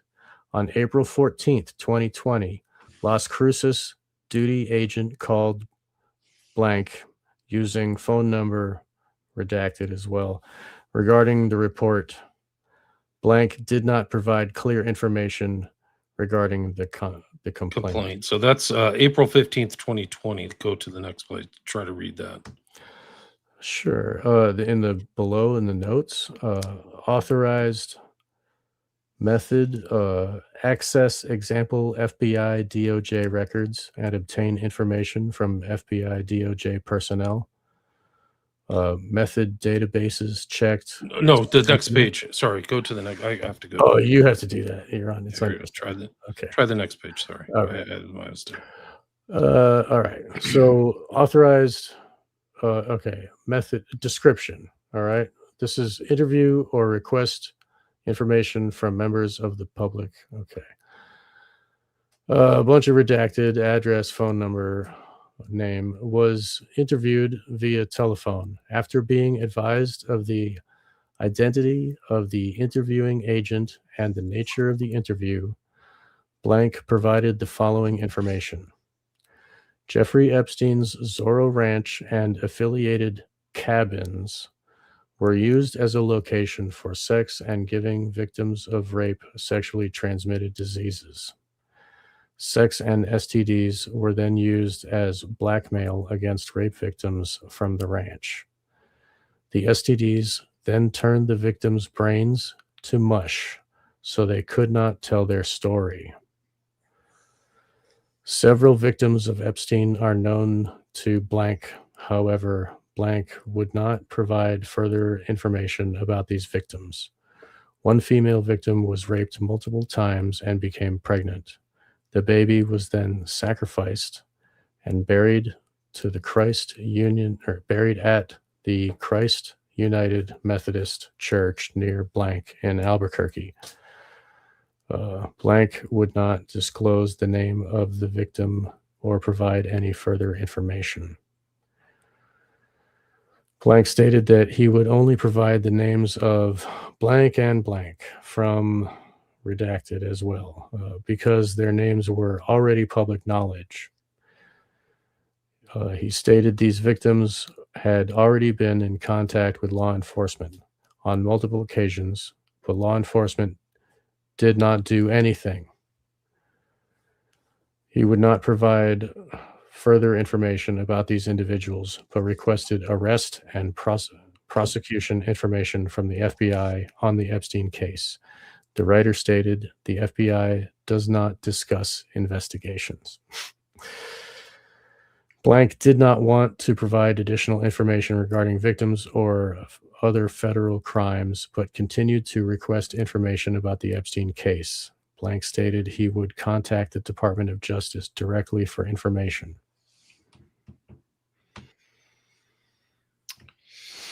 Pretty crazy, huh? This came into the FBI in 2020 and nobody said a squat. April 15th. That is so horrific to think about deliberately infecting them with venereal diseases like syphilis and stuff. Like, I mean, that is wow. This person doesn't understand. The thing is that the trumpet stuff is there. So in my opinion, they're saying they're turning their brains to mush. She thinks that it's, or whoever's putting this, he or she thinks that these people are being turned to mush by the STDs. Not in my opinion. There's other stories of people being drugged and memory lapse. There's some crazy information in these documents are so freaking crazy. You can't even believe it. There is a story that these guys were so sophisticated. They put this thing about this is Santino. I'll play this right now. This is This is a post from X called Byredo Bibliothèque Blink Twice. Epstein Island in the movie Blink Twice. The perfume and the people who used it could not remember the previous day, right? So their brains turned to mush. Blink Twice reveals that Frida and the other woman, and this is actually this Byredo, like it's in the pictures and Epstein stuff, is the same Byredo perfume of it's a type of like candle or something like that. I'll have to find this post. Wow. But it references a movie is called Blink Twice. Get this. The Blink Twice movie features when they go to turn on the Byredo candle, this is what they use to turn it on.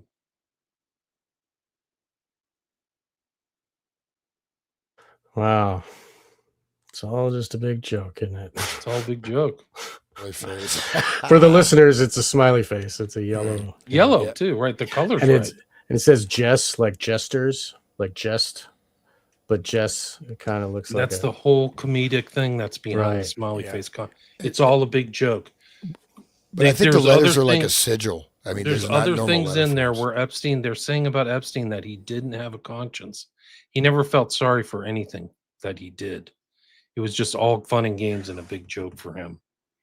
Like he just didn't have like a moment where he thought about the trauma or the use or the disposal of these people. How crazy is that? That's freaking crazy. I gotta go find this. Satanism, right there. I mean, it's just like over and over again. It's like, human sacrifice at Zorro Ranch, guys. Yeah. So they're doing investigation, right? Are they? They can't. I have to go. You can access the investigation, but okay.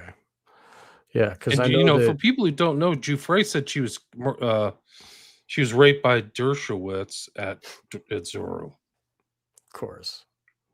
But he kept his underwear on. Right. She said in her testimony in 2015. Sorry, I'm laughing. It's gross. I'm sorry. I also had sex with Dershowitz at Epstein's Zorro Ranch in New Mexico in the massage room off the indoor pool area, which was still being painted. Zorro the gay blade, right? What a hell. I mean, Zorro with his mask, right? His domino mask. I think I mentioned that on Twitter there. Like the guys, that's the mask that they wear at Eyes Wide Shut party there, the ritual. The whole Venetian thing and the costume ball, and you got a picture. Right, and you got a picture of what's her name? Ghislaine with the whole fluffy feathery one and then they got a Weinstein there, and also Epstein is dressed up like a naval officer. Oh man! I feel like reading this one. This kind of goes into the New Mexico Juarez connection. This is another one. This is from 2019. So all this stuff is incoming to SDNY. Do you want to read it? Anybody? Sure. Let's see if I can find this. Go ahead. All right.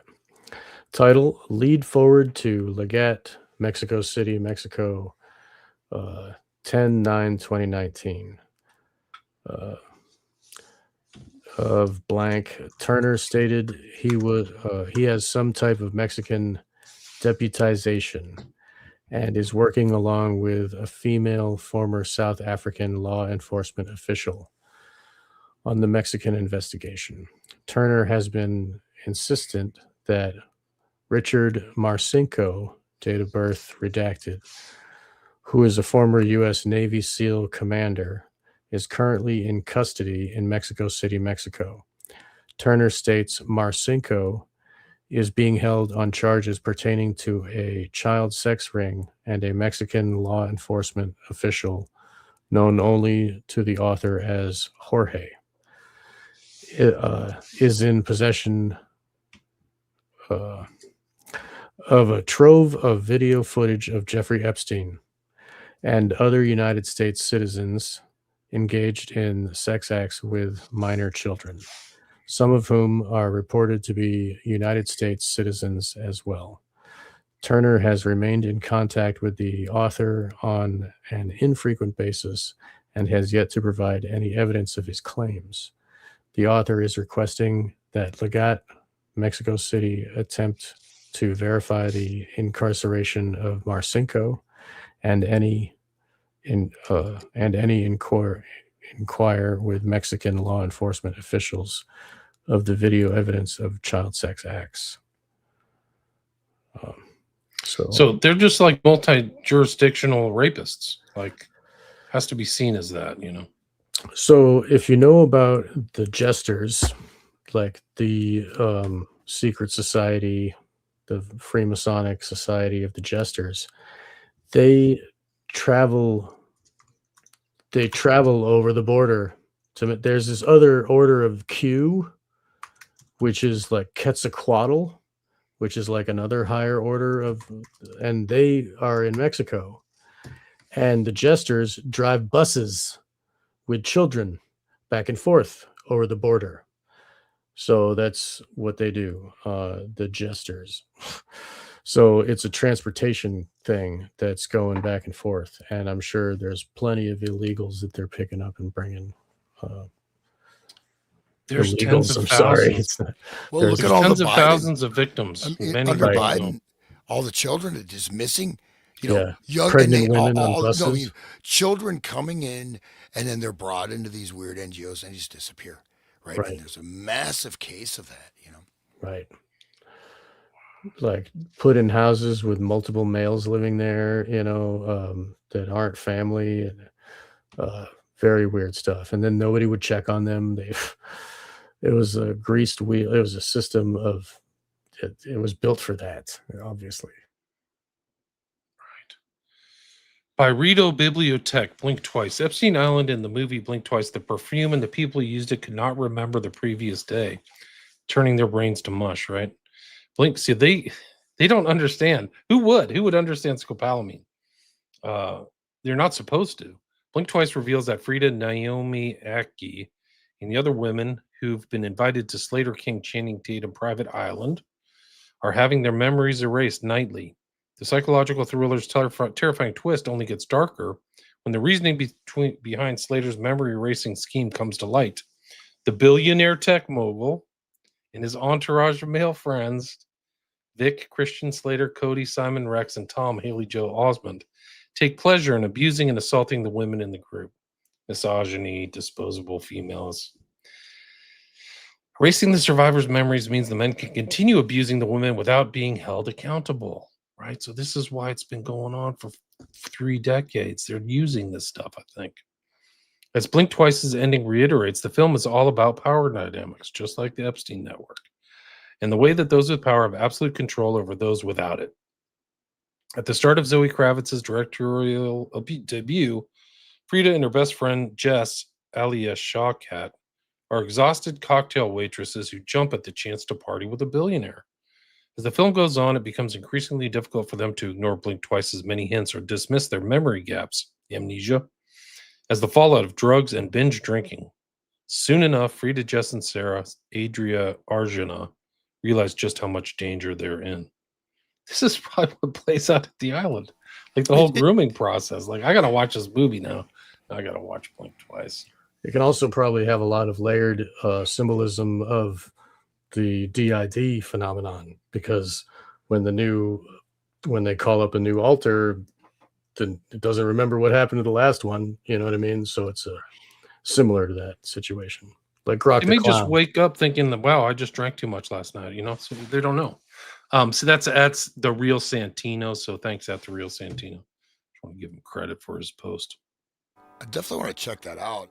It's on the wall. This is on the. Somebody's noticed it on the wall inside the pictures of Epstein pictures of at the island. So included in this. Can you scroll down so we can see the pictures? Yeah, I got to go back over. But, I mean, it's straight Epstein, right? It's party with a billionaire. I mean, it's that. It's it. I mean, it's crazy. Right. Is it? So is it Bill Cosby did. But we just opened this thing with the whole thing about the Tesseract, right? So these people are in the. Imagine how dark, like Ghislaine and Epstein are. Is like we're bringing him in the Tesseract, and then it's going to be a house of horrors, and we're going to try to erase their memory if we can, and give this stuff. It's the eternal prison. I mean, they don't even know what's happening to their body. I mean, they're like detached from their own suffering. It's, imagine the prison. It's, oh my God. So I guess at the Epstein house, they had the perfume and the candle. Wow, so dark. That's so fun. This is really, this is so insane. It's Like, insane. dude, I'm looking at this that occult Epstein stuff. It's just, it goes deeper and deeper and deeper and deeper, man. It's like, I mean, I don't know if we're gonna get to that whole thing with the, Guardian of the Sphinx, the Zodiac Club. He's part of all these things, you know. I mean, on He's and on. interested in them too. So LeCirque, like people don't understand what LeCirque is. It's literally the eyes wide shut old families, literal fascists, like not like name calling left wing fascist, but actual like heraldric families that are in eyes wide shut. Right. Feudal. Sallow, Right. Sallow's reveals a lot. The movie Sallow, right? That really disturbing film. I mean, right? Which is based on Marquis de Sade, right? Who was an actual Marquis who did those things. But that movie Sallow, I think that the director died right after doing that, and this So I this guess at the literally Epstein shows it. house they had the perfume. There it is. Like it's on his like tech setup. It's over there on the left. Like wow, it's just that's the perfume, and then there's also the candles right here. It's all over the house, right? It's I mean, who knows? Now I have to go back through all the pictures again and go through. Let's go. What the hell is it? They didn't block out some important stuff. That's for sure. The cover up artists were not total artists. There's absolutely no question about it. They missed some stuff, man. Wow, that is crazy. This is a never before seen picture. No, I've never seen this published. And this opens up a whole new phase of thinking. Wow. Like he's as white as the wall. Wow. He's like a skeleton. It has to be after his arrest in 26, and so sometime between 2008 and 2018. When did Jackson die? I forgot. I forget. But notice the body language. Look at Michael Jackson's face. He does not look happy. He's not happy. So he died in 2009. I bet this is very close to his demise, somewhere around there. And you look at Epstein, his face. He knows it's uncomfortable. He can tell the whole situation's uncomfortable. And he's got his thumb sticking out on the other side, like thumbs down. There's a lot going on with this body language. I don't think this is a happy meeting. White I don't know. I'm carnation. just Maybe Jackson needed help. Who knows? Maybe. I don't know. Like you can get people in a picture together pretty easy. I don't know. Like I'm not saying, but still, like I don't know. It seems like maybe Jeffrey wanted to get close, like he tried to get close to Woody Allen or whatever. He's using Woody Allen left and right. He's like, "Oh, have dinner with Woody Allen. Have dinner with Woody Allen." He's using him like that. You're right. So it's like, oh, if you have dinner with Woody Allen, what kind of dude are you? So look at the face on him. Here's the costumes. Maybe. The whole costume scene right at the Rainbow. What's the name of the costume? What's the name of the costume place in Eyes Wide Shut? Is it Rainbow Room? Rainbow Fashions. Rainbow Fashions, yeah. So you see this like costume theme really is part of the Epstein thing. Like it's Eyes Wide Shut. What's the scales for in the background? Those two girls, right? Yeah. Well, one scale's upside down, one's right side up. It just that one's for pouring out stuff. It's got like a tip. Well, just this from the James Wasserman, in that document you sent on the Occult dossier. I'll just read this real quick. The Order of the White Line celebrates male-female polarities. Its practices seek to liberate the energy potential of that opposition. Yes, the old models were patriarchal. After the dominion of the matriarchal period had passed.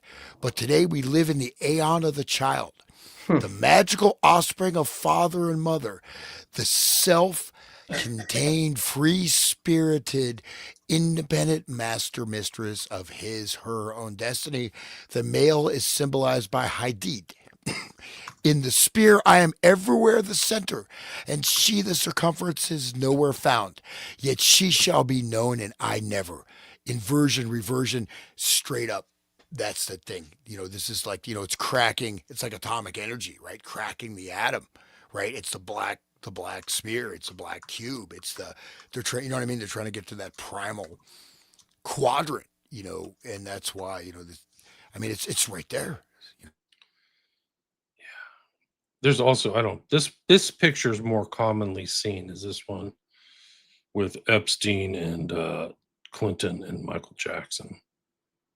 But where is who's the kid in the middle? Why do they have her blacked out and Diana Ross's arm? What's like the Again, look at Michael's face, too. Look at the body language. Look at his hand covering his other hand. He's like covering his genitals with his hands. He's like, don't abuse me.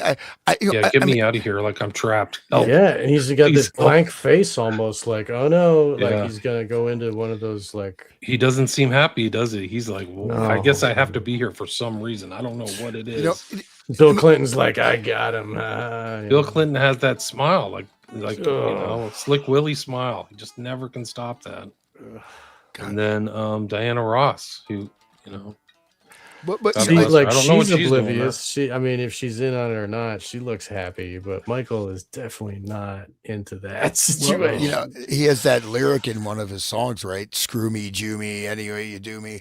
So, but I do. A lot of people think, maybe he wasn't a pedophile. Maybe he just had such a broken childhood that he may have actually been a good person that was trapped in this matrix, and you can see that he doesn't want to be there.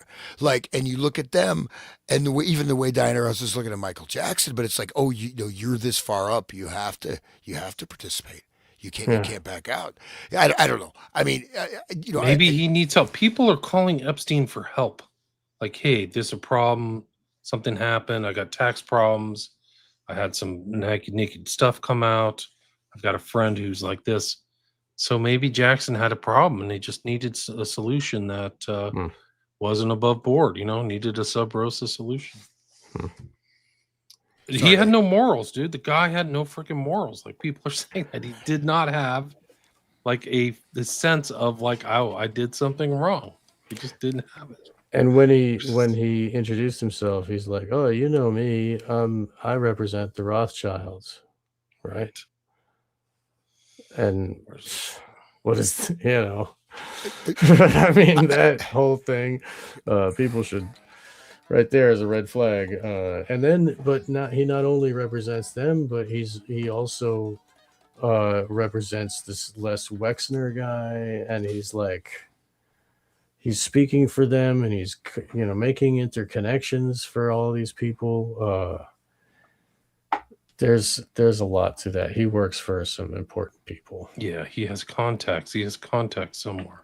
He could probably just do just about anything, and just there's that on the document on page Epstein and Mark Fisher thought about our conversation remeditation. Actually, it's not that hard. Why? A Jewish soul has a very different structure, different ingredients, components, relates to its higher levels differently, has different higher levels, relates to itself and other people in a different manner than a non-Jewish soul. To use repair methods meditation on something as sensitive as a soul requires the right tools. You cannot fix an Aston Martin with a Ford pickup truck tool set. Okay. So it's off for the chemo. This is dripping with, they are doing male, female. It goes into the Zohar. They're doing the Zohar straight up, Kabbalistic, Tesseractic. They're not just getting their pleasure. They're doing this for power. They're doing this for it's an internal part of their soul. Like, they're expressing their soul in these actions, right? Also, it's innate superiority because, like, the thing is, like, you think about it, most of us, I hate to say it, like, what kind of lives do most people end up living? Okay, maybe a lot of people have great lives, but a lot of people have, very boxed in, miserable lives or semi miserable. But especially now, people are locked into these past narratives. They're going around in circles. And these people are taking all the fruits of the world. You have to work, 60 hours a week just to pay your bills. I mean, it's ridiculous, right? The amount of wealth that has gone up to the top level. It's just absolutely obscene. In COVID, it just multiplied.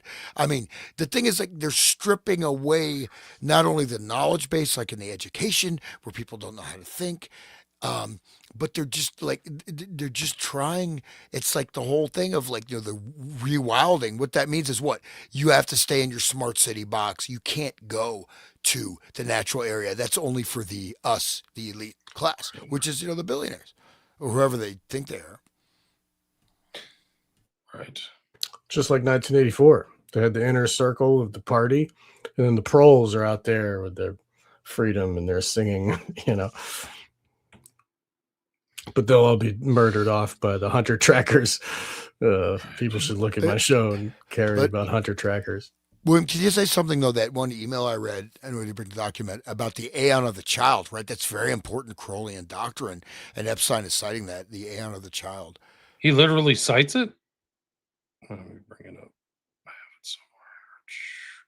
It's not from this doc. It's from the Occult doc, right? From that new article? Yeah, let me see if Okay. That article was also talking about what Hans was mentioning earlier about the difference between the soul having elect few with the tiny hats and then the goyim without a soul, and then when that justifies their evil behavior because it's a beast, whatever. You're a cow. You're right. A cow. Cows have souls too, man. I don't know why people think that. It just that's what they think about. I don't think that about myself. That's of course, no, I know. But it just makes no sense. Like why? But let's be clear. Like, I mean, this. You look at the whole eugenics. This started also with, of course, British loyalty, British elites.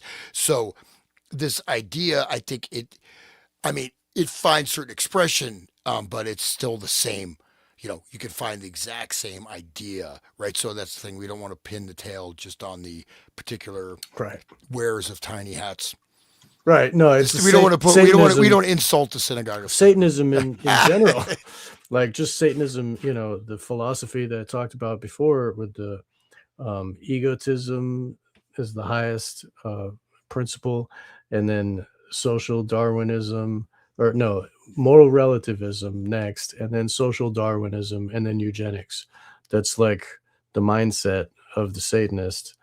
And that's the people that rule this planet. They run, and the money is like, it is the grease of their machinery, but also it is the barrier that keeps us away from everything that they're doing. And then, like in that Marilyn Manson song that we talked about, Hans, I don't know, a year ago, cash is poor man's money.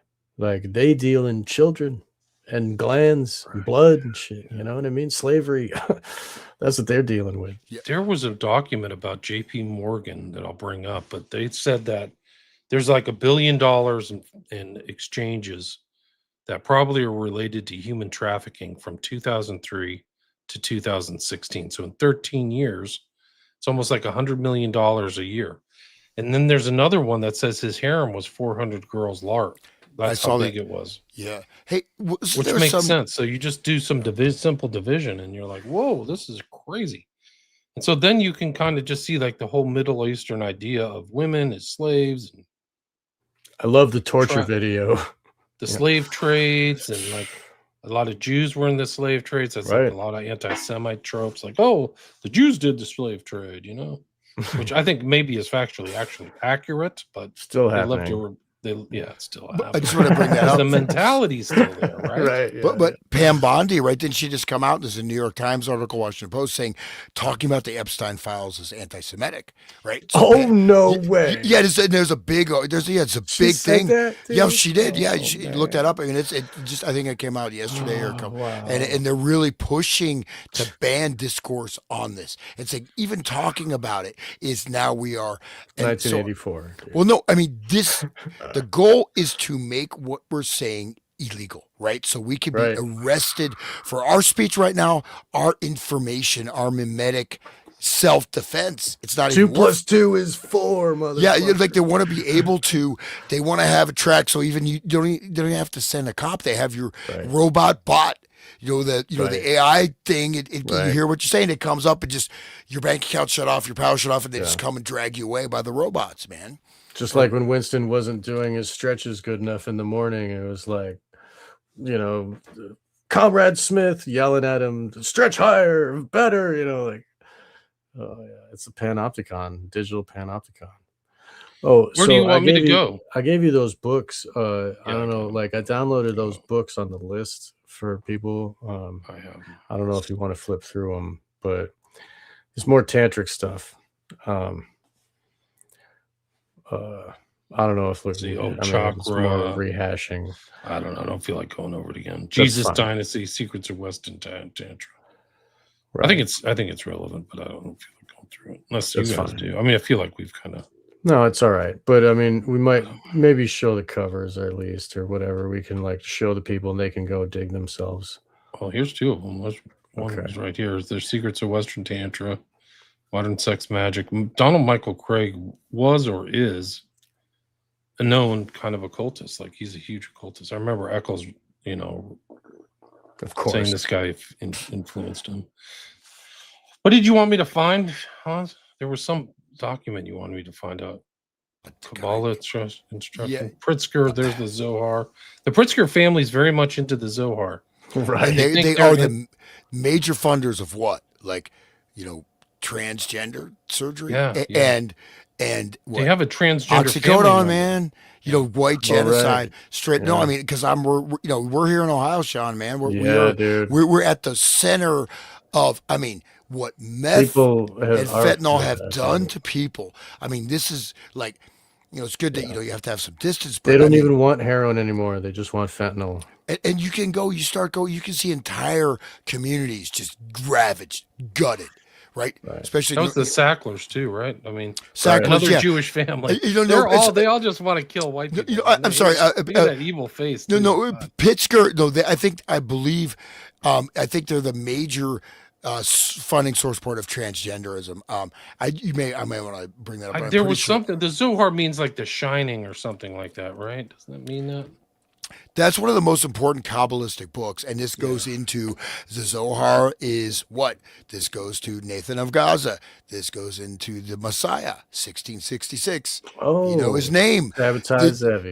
And this is the Zohar, the Book of Splendor, is the main foundational principle, including the redemption through sin doctrine, which is highly complex. It's not just, sex, drugs, and rock and roll. It's all based on this occult mathematics, manipulation of reality, matrices of controlling and governing consciousness, governing the past, present, future. So it's not just we're going to get our, there's a much deeper meaning to all this debauchery than just, we're in charge and we can just rape and pillage as we please. No, these are also ritual things that are being done to govern or control past, present, future. So in a sense, the masses become both the battery and the septic tank.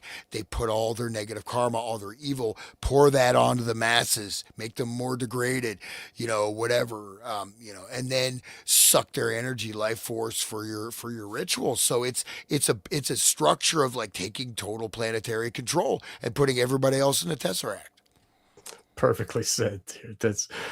That should be like the stamp on all of our Kleepot episodes, like it's well encapsulated perfectly right there. That's great. What part of this document do you want me to find? Oh, let me look at it. Okay. I thought just start for the Order of the Sphinx because I just that secret Oh, the society. secret societies. We didn't get to that Yeah. really. Unfortunately, yeah, it stops there. The Order of the Sphinx. This again is the Anthony Westgate. I'll put a link to his Substack. It's called The Epstein Occult Dossier. It was published yesterday, February 21st, 2026. So he's We're not reading it in toto. Yeah. Just referencing it. You want to try the Order of the Golden Sphinx? We could just read from that. That's interesting. You want to read one of you guys? Order of the Golden Sphinx. So we might get into Robo Epstein also. This like thelemic golem. Yeah, I mean, like a Jewish thing, right? Oh, but how about his master race he's breeding? Right? It's Yeah, everybody's this gonna guy's be- an alchemist, dude. There's like, he's just totally evil and insane. Like, I cannot believe he got away with it for 30 years. I don't know where's the Sphinx. OTO. Oh, there's the Aeon of the Charge. You're talking about that. Robo Epstein. but no, the Epstein. Order of the Sphinx is, I think it's right in the beginning. Go back right Okay, to the yeah. very beginning. It's I think Crowley it's system page should be 4. so it's be the Anna the Child and Robo Epstein. yeah. This might be the most important one where he says this is the way the Jew makes money and made a fortune in past 10 years selling short the shipping futures. Let the goyim deal in the real world. So they monetized everything, like everything bad. Like if shipping goes down and like everything, we're gonna make money off that. Dude, didn't he work for Lehman Brothers? Bear Stearns. Bear Stearns, that's the one. That was, and weren't they the ones that were shut down and started the whole crisis? Was it Bear Stearns? Yeah, it was Bear Stearns that dropped. They only dropped so that was a choice because every company was failing. They were put on the chopping block. He was there. They were put on the chopping block in 2008, I think. Right. Because there was, I mean, it was a huge banking war. You have to see what happened. Well, they threatened the federal government as a banking war. Remember that they threatened. They said, if you don't bail us out, you're going down. They threatened the United States government. Remember that the bank, one of the bank, I forget who it was, the chairman of the Fed or one of the heads of whatever. But banks. It was, guys, the whole Bush thing was warfare, right? Something. You have a freaking high-end Crowleyite running everything, and they pumped and dumped the entire economy. So they did the occult ritual of 2001. They dropped interest rates to 0.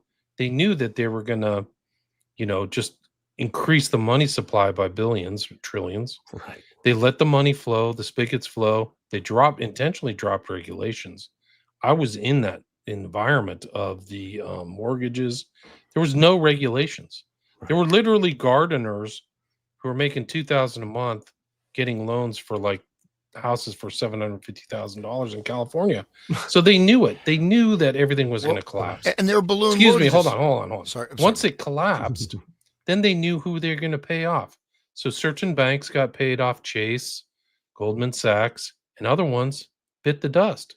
My bank was Washington Mutual, and that's gone. And Bear Stearns was another one who didn't get the money. So they made money off of everything, knowing where the government, who they were going to pay off with the trillions of dollars that Bernanke did. So it was all a big scam. It's all a big scam. And that was what fueled what's happening now, this whole balloon of the money now. I mean, I always wanted to mention, when we mentioned like gardeners buying houses, these were balloon interest rate mortgages. So first 6 months, $400 or $500 a month. Month 7, $7,000 a month. I mean, balloon, like boom. And of course, then they're putting them into these securities. Securities are all based on these fraudulent mortgages. So it was set up to fail from the very beginning. 100%.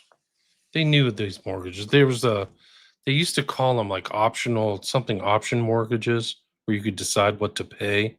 But then nobody understood them. The mortgage documents were very complex. And then they have this underlying kind of interest rate increase that nobody ever knew. Like, whoa, they were all going to fail. So they did. All that paper failed. But this guy, do you guys know who Michael Glertner is? No idea. He's this guy. He's talking to Epstein about the Shohar and I Have a Jewish Soul and right, yeah, David Glertner. He's a Yale computer science. Guess what his claim to fame is? He was one of Kaczynski's victims. Kaczynski sent him a bomb, blew his hand off. Yeah. Yes. Yep. That's Yeah, absolutely. If that's okay. And That guy's becoming more and more of a hero every day. guys, what is Kaczynski, who had like 180 IQ and was a literal victim of MK Ultra? What was his real outlook? He's against all these guys, these technocrats. Like you have, well, I'm gonna do it. We have to do another show on Kaczynski. And he was in Harvard too, is where he was abused at Harvard. Sure was under Murray, right? Right, and that's where the Order of the Sphinx is, Harvard. And Is that right? Oh god. yeah, that Oh my God. Dude, I just want to look at this. This is that negative space. You go back year zero. I've been harping on that. This is such an important concept right there. Again, so Geltner, yeah. So I think Geltner lost his arm, right? But so he was with, in the company, that big publisher guy who was part of the counterculture and then became the New York City financier, and became like a major promoter of the tech revolution, connected with Stuart Brand. I'm forgetting the guy's name, but he was a publisher who started out in countercultural, multimedia events. I think I think so. I mean, but Geltner worked for him. But this quote, and he has, so Geltner quotes the. I'll just read this from this email. So Geltner, or this document, Geltner quotes the central text of Kabbalah. Man, genuine man, exists only at the moment of sexual union. This is what? This is Maslow's hierarchy of needs, right? What is a peak of man? Orgasm, right? This is, people say about, the human hierarchy of needs. Total bullshit, right? People, I mean, it's BS. You don't have a hierarchy of needs, but orgasm is the peak. It's like the floating eye of the pyramid. Then he says, Epstein's sexualized response suggested he focused on the negative space between the Hebrew letters. This is the black void. This is the dark matter. This is the year zero. This is the polarity space. This is the entry point to the astral world, the occult world. This is the tesseract, right? This is like, right there, he's saying it. More erotic, a bulging shema or a throbbing gimel. So he's talking about the letters, right? And these are the Kabbalah, of course, based on the mysticism of letters and sound, the negative spaces between the letters. So they're drawing in, this energy, and and this is right there, right? It's like CERN, man. It's like the ritual working of humans. This is inside baseball amongst the Jews, though, right? So it's two Jews. This is the way these guys think, man. That's what's really scary, is you kind of see how much contempt and hatred they have. Like all the kind of anti-Semitic whining is like just such a freaking joke. It's just like the not being able to talk about the Epstein files, that's being anti-Semitic. That is certainly a joke. I mean, come on, that can't be real. I can't believe she said that. They're raping, 5-year-old kids. Like, there's baby snatching guys, and they are raping under like prepubescent kids. And there's pictures, guys. You have to go back and revisit like the drop that happened on January 30th. We only got 3.5 million documents. There's 2.5 that were worse. And these are redacted. They didn't redact enough because they're horrible what they found. Imagine what the real documents. This is the greatest cover up in American history. There's no question. Everybody should be talking about. The reality is everybody is talking about it. They're not talking about it on TV because we're captured. But on everybody in my social circle, it's just like totally. They all want to know. They know how important it is. Everybody is Cappy now. God bless that dude. We miss him. No, but this is in our faces on a level of such power, on such interconnected networks of literally the ruling, whatever the ruling fiber of the entire global economic system. And you're seeing this is what's going on. And it just should bring down governments. The problem is are people just going to go back to sleep? No, it's the rumbling is really, there's a global conflagration. This is a great sentence by Anthony Westgate. Kudos to you for writing this. The recent EFT dumps have effectively unocculted the term to the masses, Goyim. For the first time in history, Epstein writes to an associate on financial strategy. This is the way the Jews make money. Let the Goyim deal in the real world. And again, Goy means cattle, and how are cattle killed? They're hung upside down, necks are slit, they bleed to death. That's how you kill your cows. But that's the way these guys treated all their victims, and really in the ugliest Right. way too. So they treated them terribly, and then they like abused them even after. So like the abuse is still ongoing. Yeah, there's nobody who's come out and said, I'm sorry. None of the perpetrators feel sorry. So you want to talk about satanic egotism or my way? This is like it. It's like there's just no, like nobody said, you know what? I'm willing to, maybe they're threatened or whatever, but nobody's willing to fall on their sword and go, yeah, I was really involved. The other thing is you could make a deal with the government and actually give testimony. So you can say, I made a mistake. I'd like to negotiate a plea deal. Give me probation and I'll tell you everything. Why hasn't that happened? Because they'll end up like Epstein, like they'll suicide themselves by accident. I'm expecting new deaths, guys, in the next like 6 months. There'll be some new people deciding to jump off 9-story buildings or shoot themselves twice in the head. Put it on the record. William said. I said it. I'm expecting it. It has to be a cleanup job. Yeah. There's too much money at stake. I'm gonna go make myself a cup of coffee. I'll be back. Okay. Well, yeah, how about remember all the banker suicides or banker deaths? Remember all those bankers just falling out of windows, just dying. Right. Yeah. And there's a lot of fallout from the Epstein thing. I mean, well, I don't know enough to talk about it, but you guys just spoke about this Robo Epstein. So did I can send you the books also, Hans, those 5 books that were on the list, because I went and found them, downloaded them. I'm sorry. Sorry, background. I got something. Hear that? Can you hear that? Yeah. I'm just doing a little guitar practice as we're doing the show. Just random. See, I'm actually playing. But that's I'll stop doing it. But Aeon, I think it's also going to the direct thing. So this is the Aeon of Horus, right? They are, and as we that show we did, seeing it, all these occult systems are interlocked and interconnected, right? Mm-hmm. They're able to be brought together. Right. So it's not just like when Crowley was saying, then the other guy was like, oh, that's our secret system. How did you find out? And then they had their occult battle or whatever. I mean, because it's the same mechanics of magic, right? Yeah, and I think there's some overall. I haven't quite figured it out, but I think there's, what I mentioned again, the stuff about Tantra. If you look, okay, so like the Sri Yantra, this is basically evolution of consciousness from the seed to all, going from all the non-corporeal sort of root forms of all types of perception, going into the organs of the body, going back again.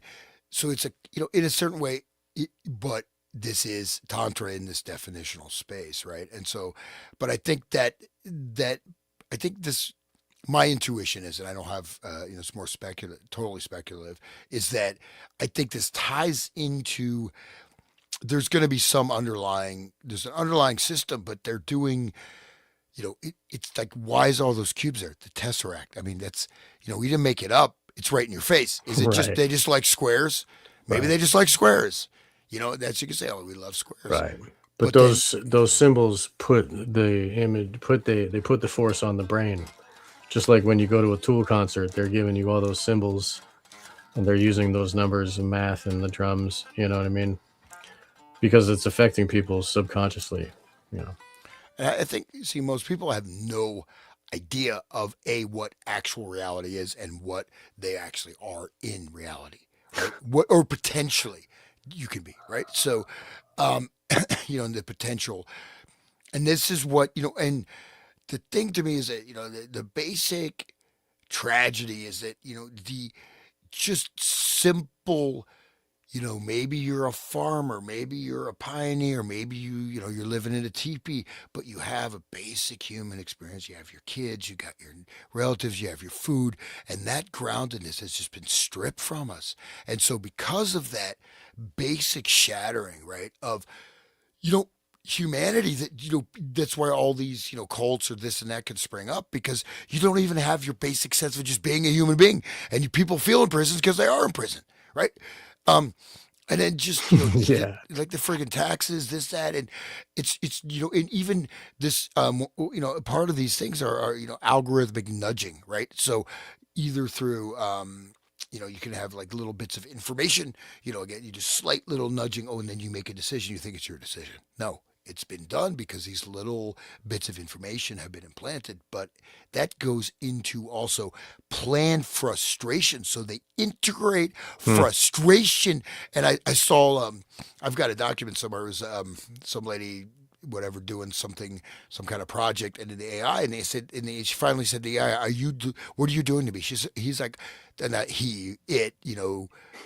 whatever, The AI. Beelzebub, whatever, Right. demonic. It said, no, I'm generating a state of frustration. So they create frustration on purpose. You look at the Wow. customer service. This is being done as a psychological tool. It's not accidental, right? You think you were in 2020. I'll just swear, forgive me. 2020 fucking six, and we're still driving around internal combustion engines. Where's all the technology? How much better is our lifestyle from 1950? Except it sucks more, just because, okay, we can get information access on that. But so the integration of these frustration algorithms into customer service, into financial services, it's fascinating to see these are being done deliberately. Okay, this is being done deliberately and serves as another goading tool for humanity. So, welcome back, William. Have a fresh cup of coffee. I mean, there's so many comments, guys. I don't even know how I can keep up. There's 540 people here. Maybe. Oh wow. It's like, I don't know. I'm I trying to feel figure. like I'm a star, man. Hey, I'm Michael Jackson. Okay, I'm just I kidding. don't know how we can It's get awesome. this. I don't know how you can share so many people. Like, Gird your loins if you're Michael Jackson. That guy can dance, though. For real. they're all fighting with each other. It looks Yeah. like. Just a funny, Oh, man. funny Yeah, anecdote. we don't have any. Yeah. We don't I have already banned a anybody, couple people. and we don't have any admins in there except for Let me see if William. I can make you admin. That's a good idea. I've never done it. Is there a way? But I have to say, Michael Jackson saved my life. Why? So I was at a gas station in a very bad neighborhood late at night. There's like four huge dudes, and they're I'm in there. They're kind of pushing me around at the counter. It's like, you motherfucking white guy, I want to kick your ass. It's like, mother, and they're like, these are big dudes, and I said, you know what? I'm blacker than you. Watch me moonwalk. I can dance like Michael Jackson. They started laughing. They became my friends. Like, if I'd taken the wrong, literally, I was like, watch me moonwalk. And they laughed so hard. They decided not to kill me. So it was pretty cool. That's great, man. But that's perfect. It shows your personality really well. it's like so I have to say, Michael saved my life. That's like your method of living life. Like when trauma comes at you, you're like, watch me moonwalk, and you go hide in the bathtub. Log in. So I don't there's hide in some the way I bathtub. can make I'm you guys kidding. admins. I know. Admin, so you can see something. You might be manage. Because we do have Select the ad. accounts. Go to the members tab and invite members. Okay. People. Holy smokes. Name and headline. Oh, see, I switched to guest to something else. Somebody, one of the comments is showing people you dance is a fun way to make friends. That's great. Yeah. Especially when it's a height of Black Lives Matter, and you're like, I said, you know what? I'm just as valid as you are. I'm a white guy. You're a black person. That's fine. But, They never heard you play funk music. No, they didn't hear me. I said, but you have no right. You have no right to push me out or try to intimidate me, or threaten me.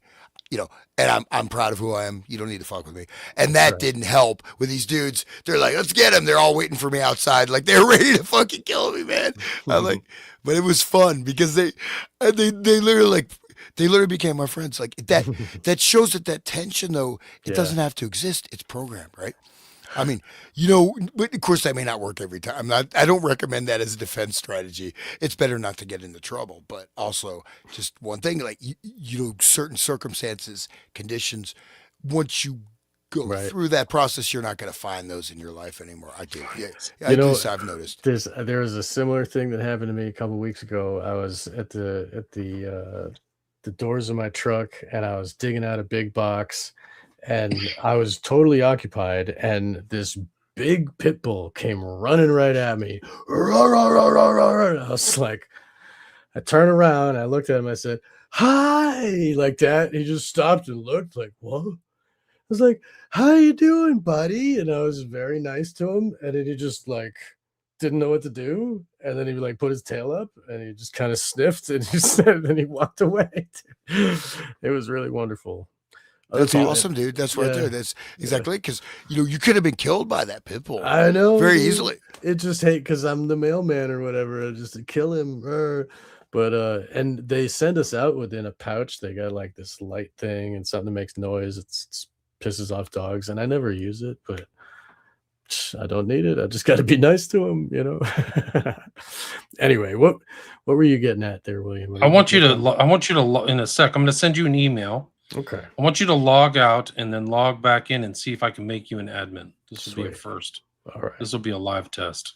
All right. I just have to get your email address out. But I know it's 93 something. I'll do the same for 93.wakethedead@gmail.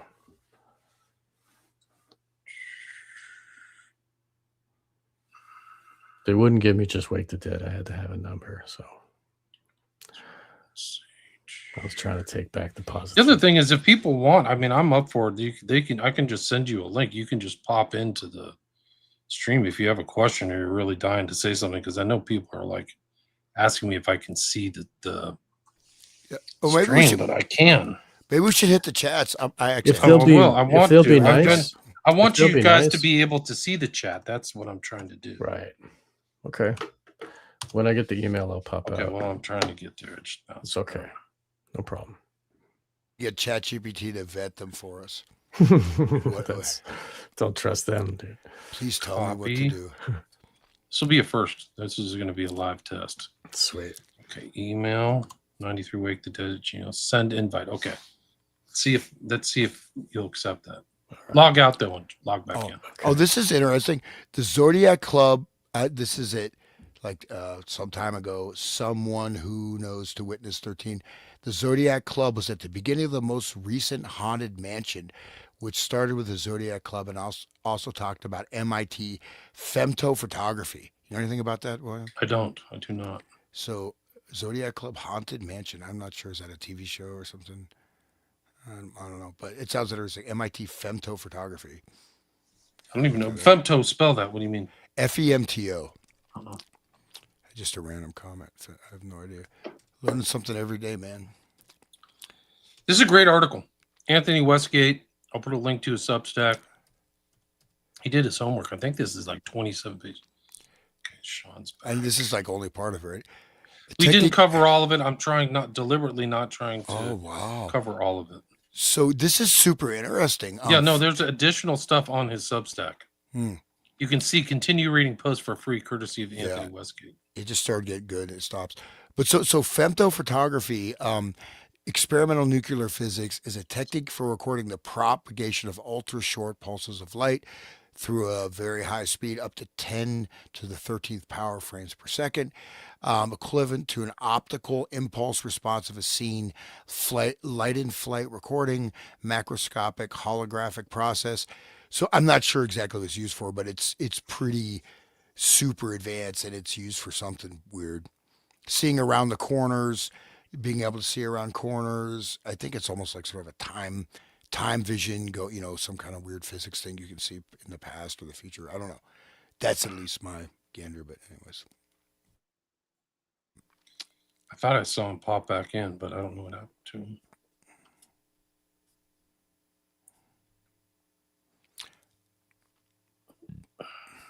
Okay. Oh, there you go. Okay, you're back. Now let's see if you can see can you see the list of the comments on the right-hand side? You have to hit comment on the upper right-hand side. Yes. Okay. So you can see the comments.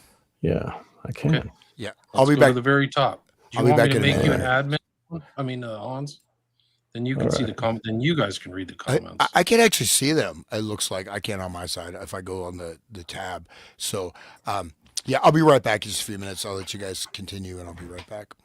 Okay. See, I thought it was my understanding you weren't able to see the comments.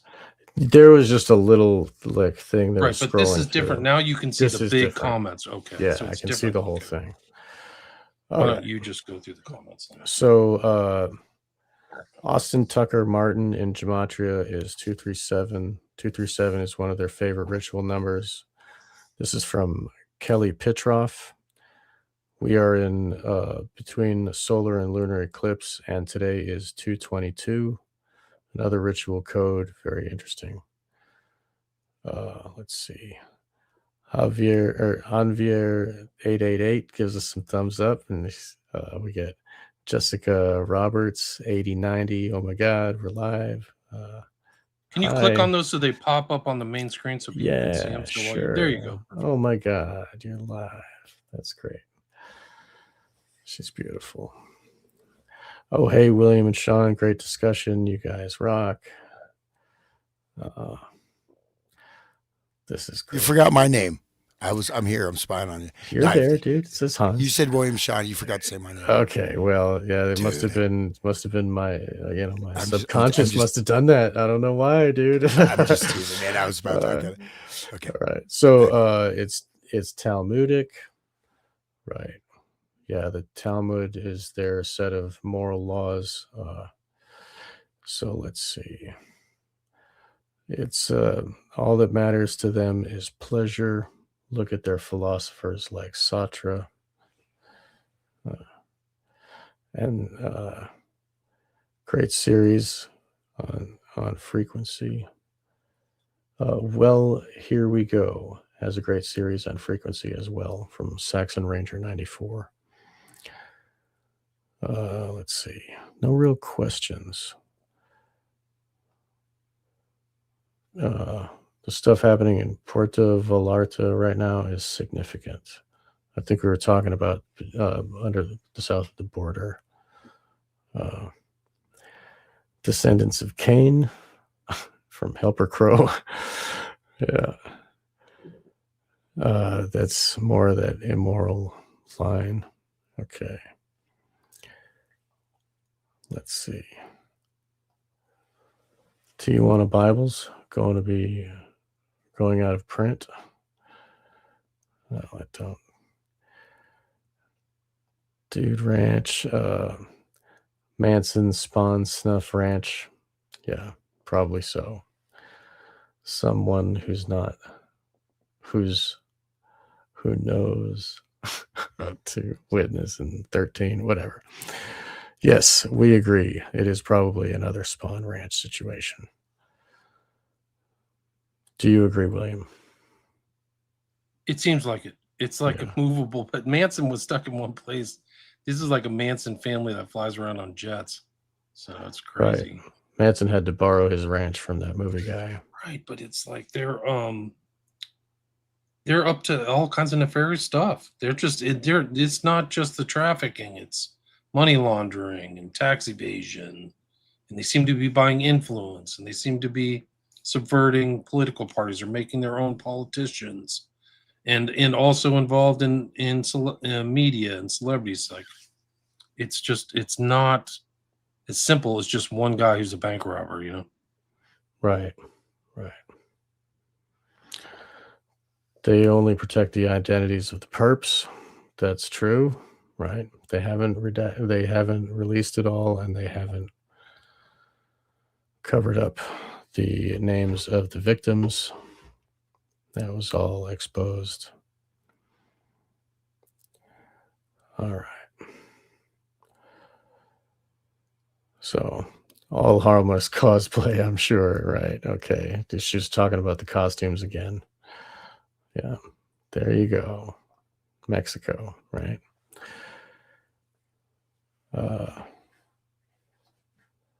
Marcinko was into that. Wow. He wrote a lot of books. His name pops up a couple Navy life. So he pops up a couple times, and there's also corresponding kind of information about these guys looking for guys who are ex-military. There's conversations about that, which is disturbing. I don't know in lieu of like why they're interested in it, but Marcinko was a well-known retired operator, like almost like a black ops operator. So I think that there's more to be researched, and he has the same name as Nada Marcinko, so people get confused between them. But I forgot the guy's first name, but he did write a bunch of books. He's passed away. They're probably seeking military because the government documents so much of these people's lives and organizes them in such a way that it's easy to fold them into whatever, oh, you had this training, oh, okay, you can be one of these people, and we know the training is like mind control. It's like breaking their legs, like making them all rock clowns, all right, let's see. From Miguel Montoya, Kabbalah is the technology behind the creation of computers, internet, and AI. Epstein is a golem like Frankenstein. Epstein in Yiddish gematria is 1100, meaning foundational stone of vril energy. Wow. That was in the book. The vril energy is that kundalini, right? Interesting. 237 is a shining room. Big eye roll. Yeah. All right. Let's see. The Zodiac Club was in the beginning of the most recent Haunted Mansion. Don't know what that is, which started with Zodiac Club and also talked about MIT femto photography, whatever that is. I want to know what femto photography is.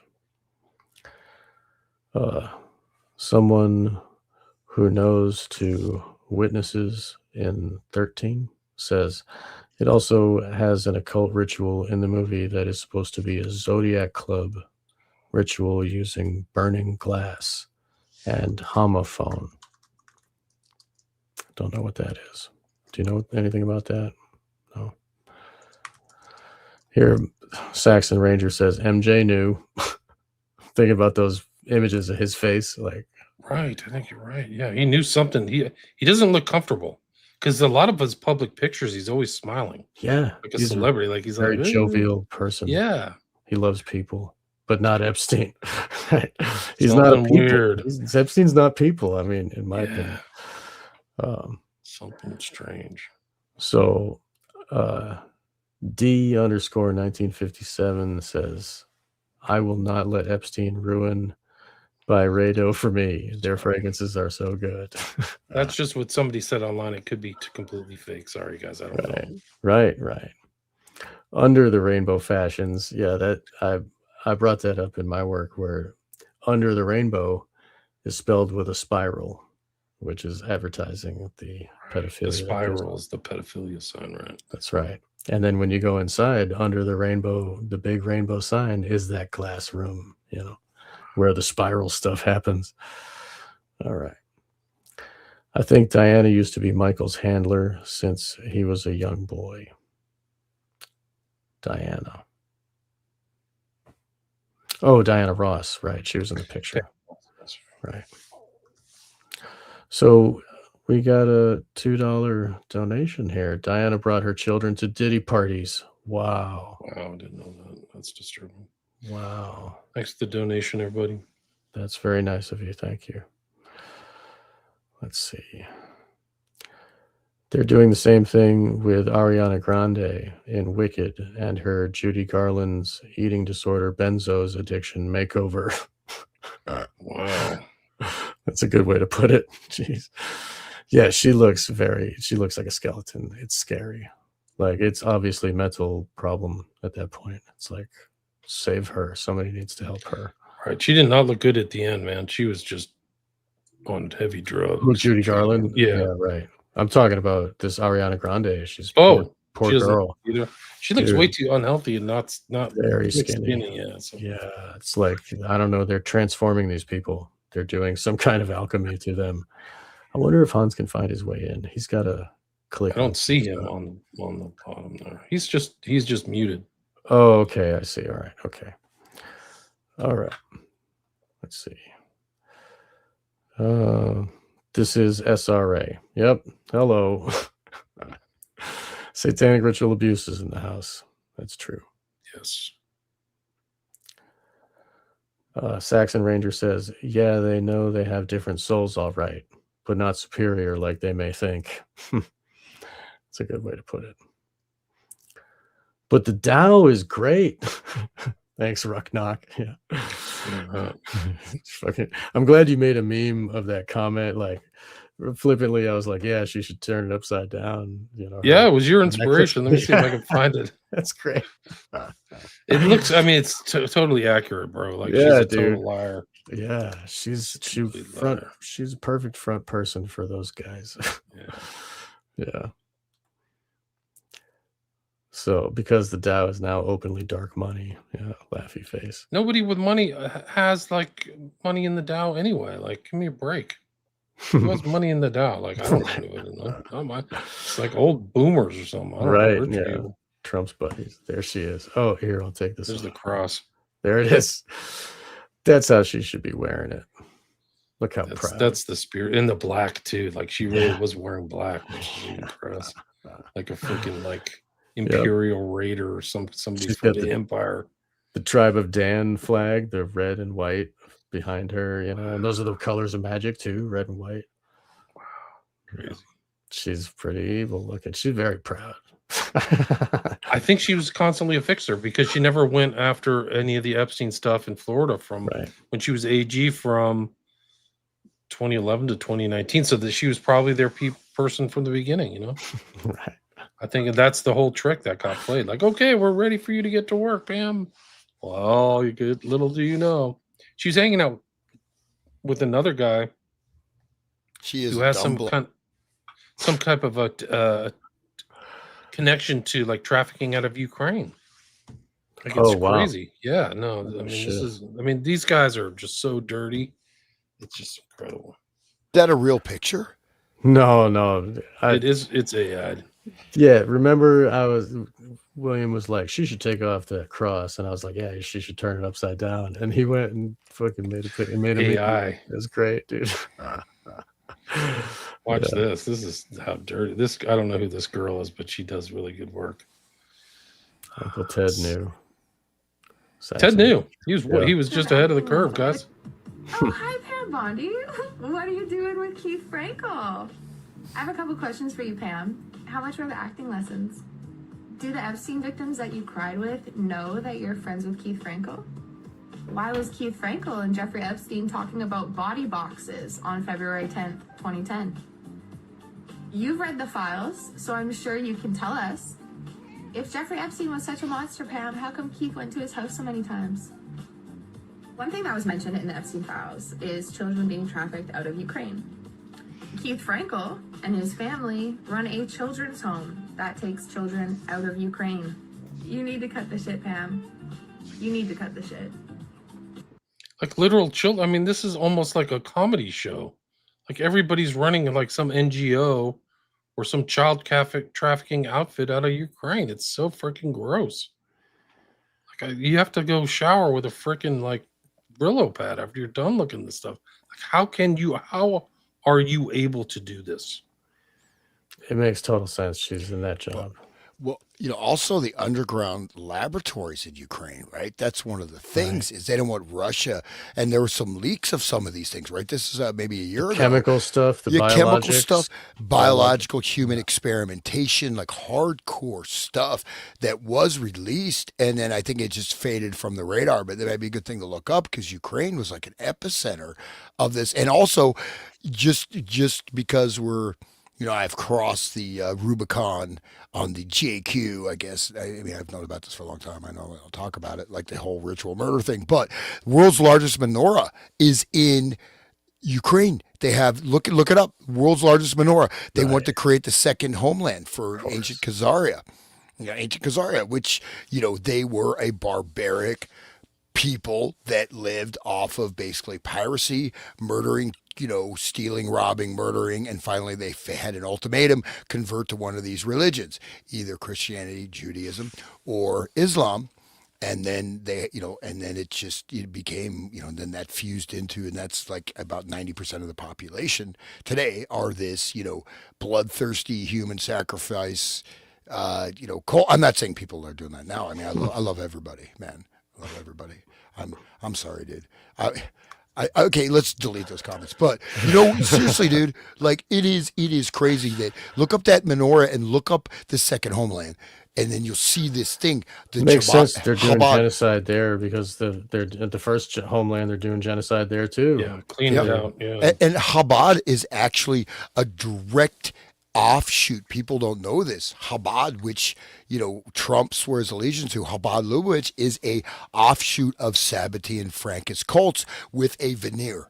Okay, but they're doing this Sabbatean doctrine, and they're looking, this end times, right? Year zero, the end, the full, this is it, right? I mean, and so the Chabad thing it's massively powerful, and they're, basically, Trump is dancing to their flutes, their panpipes, and their sacred grotto, Right. With their lizard, worship the lizard king or whatever, man. Bill And Clinton's there.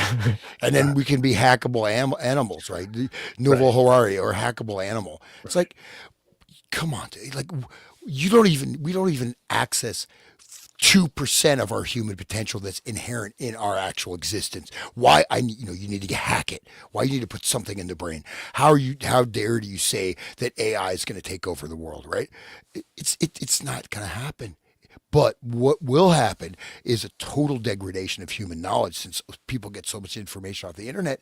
It's all going to be fed back to the AI. You create the feedback loop. You create the Ouroboros sector, right? Ouroboros, information, it's information warfare. But I really feel kind of optimistic. Like this is like, I think, hopefully, I mean, maybe he's going to, they're going to bomb Iran and just, we're going to have like $15-20 a gallon gas, and America will collapse, and we'll have like riots, and we can live in the Obama movie real time. I'm glad you're optimistic, because Kash Patel is on the job, guys. This is him. He's been working very hard today, looking for all these pedophiles. He's really changed his kind of tone. I mean, look at how hardworking he is here, guys. Look at this. This is really incredible. Are you sharing? Busting his ass. Okay, there it is. Oh, nice. USA. Yeah. Jesus. At least he's got the angle down, right? It's got the straight 90 degrees right down the old gullet. Like a sword swallower. Jesus. Yeah. I mean, you cannot write this stuff, dude. Like, this is the biggest story of our lifetimes. Here's the guy like partying with the hockey team. They're in Europe. He's in Europe, right? Like, this is a joke. Like, wow, this is like a sick joke. Dude, are there any more comments? Okay. We got another $2 donation. Thank you. Every little bit helps. I see you. Okay. I gotta maybe cover my coffee fees, guys. Right. My revenue, I'm trying to hit 3 figures, man. That's my goal. I think I should have bragged world's most popular podcast at 90 followers. And it went down, 90 subscribers, it went down to 89. Like, somebody heard that, they friggin' canceled. That's your karma, bud. I know, I can't brag, and I realized that I was like I don't know, the biggest one was like 300 million. So technically, okay, just joking. But would you mind bringing up just that that Chabad center in Ukraine, William? Yeah, I will. Yeah, because look at this thing, and this is Chabad is direct Sabbatean. This is a Sabbatean Francis, and they are very, very, very, very powerful. They are behind the scenes. You look up pictures, you see every world leader, and you see Trump, like literally, like he's cowering before them. Oh. You didn't mute, did you, Hans? Did mute, yeah. Okay. I'm trying not to talk too much. When I Google it, it says Chabad org centers in Kiev, Ukraine. Just look up world's largest menorah in. It's in New York City. It's supposedly in.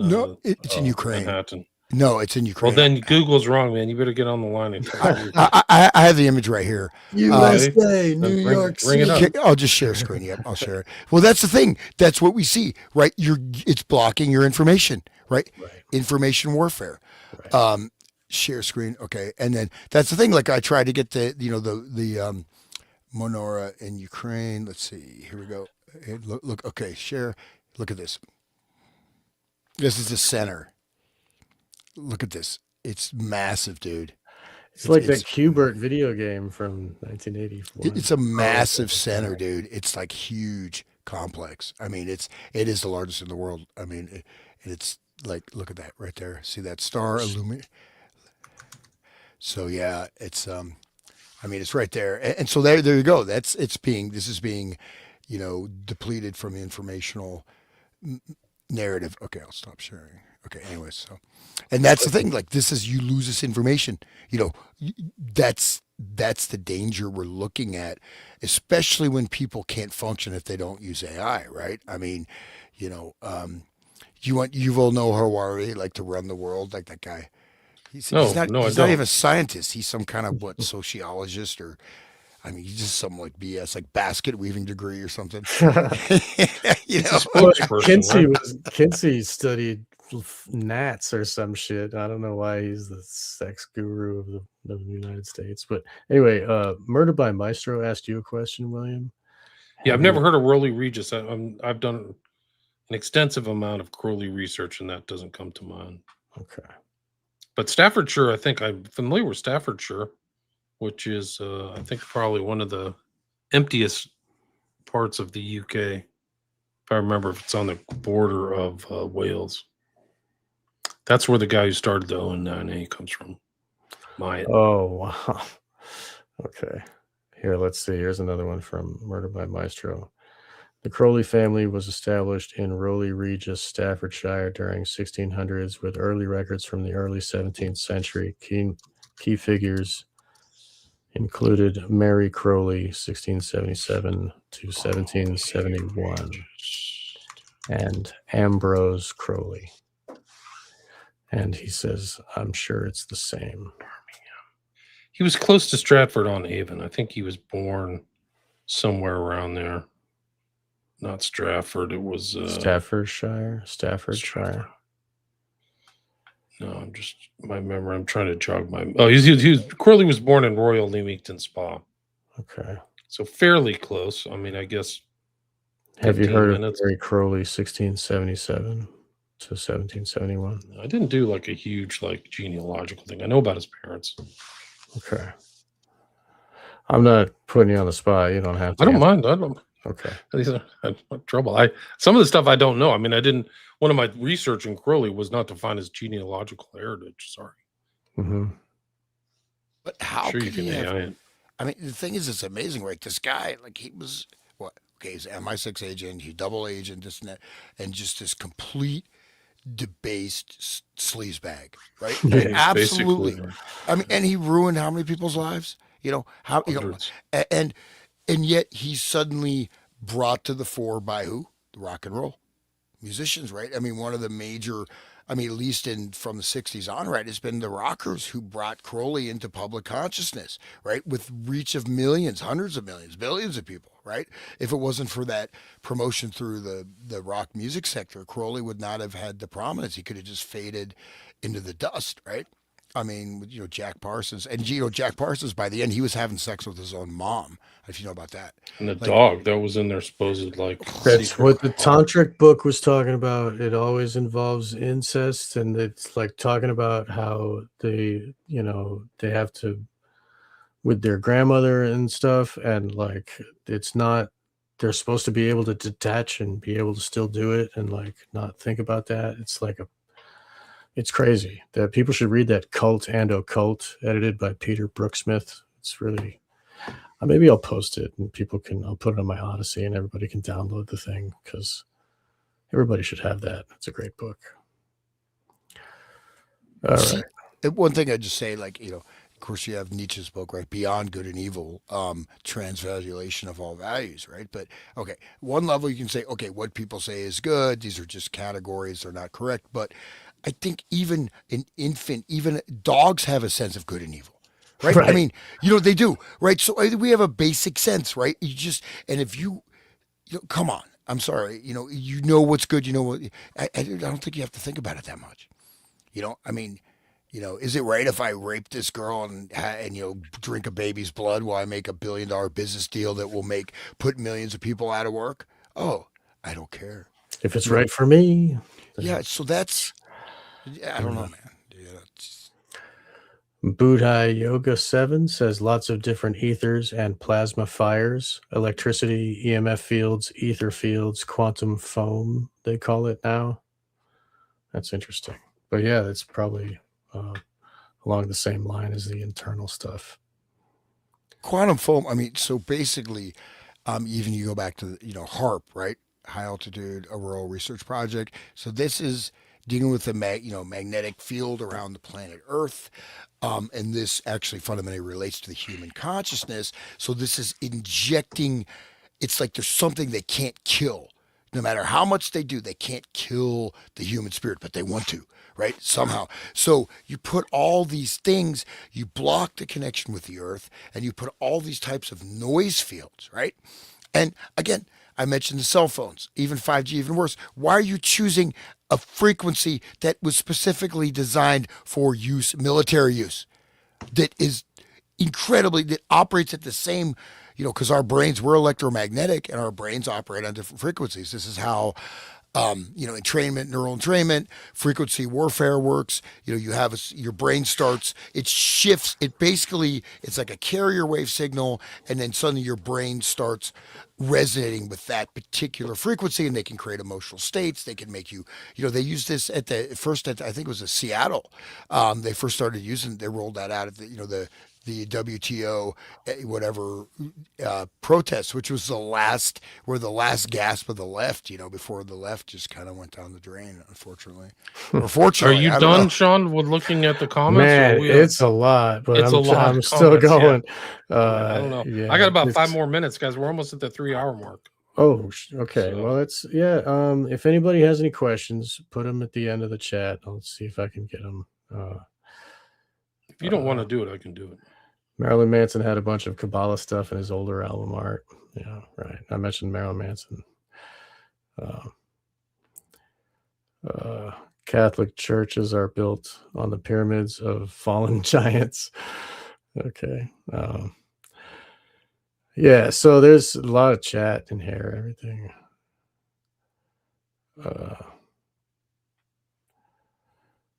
Oh wow! Are you able somebody's accusing you of being one of them, William? Not like an Epstein. No, like you're a CIA. You want to bring it up? Yeah, bring everything. It doesn't matter. Everything. Pretend political legitimate. That's all. Jeez. Wow. The whole side. Not the president, dude. William, please say it would never hire me, guys. Dude, you don't understand. William, send me a check, bro. I want my payoff, dude. Yeah, they would take a psychological test for me and go, "You're out. Leave." Send me a check. I have the highest FU response of anybody on earth. Yeah. So, like, you want me to go get you pencils out of the closet? No. I'm like, on that spectrum, I'm at the very end, guys. Just understand that. They should read your books and figure out what you're about. Like, you must not know me. Put down your fucking freaking crack pipe. Yeah, man. Imbecile. That's great, man. That's great. All right, so I don't care. I love the insults. Come on, bro. Well, it's all good. It's really harmless. It doesn't hurt anybody. I just want my check. Where's my CIA check? Come on, nobody has any sense of humor anymore. They can't take any uppity. Insults either. Like, yeah, I've been called the worst, guys. There's nothing as bad as what I've been called. Like, I don't care. I've been called the worst. Nobody puts anything in writing. Like, yeah, especially all those freaking West Memphis 3 people. Like, they go hard. The West Memphis 3 fans. Oh yeah, they go hard, man. They're hard. I've been hard in the paint with them, man. Yeah, dude. A lot of elbows. A lot of attempts at the jaw break and stuff. Yeah, dude. Yeah. Well, the thing is, you have to find, like, once you find your internal grounding, your code, and you're doing the right thing, then it doesn't matter. You don't care what anybody thinks about you. I don't give a damn. I know what I think about myself. You don't like me? You know what? Yeah, go away. Get the fuck away, man. Yeah, fuck you. Yeah, I'm sorry. Right. You like me? Give me money. No, I'm just kidding. Guys, we're at the 3 hour But it mark. really It's I'm worth done.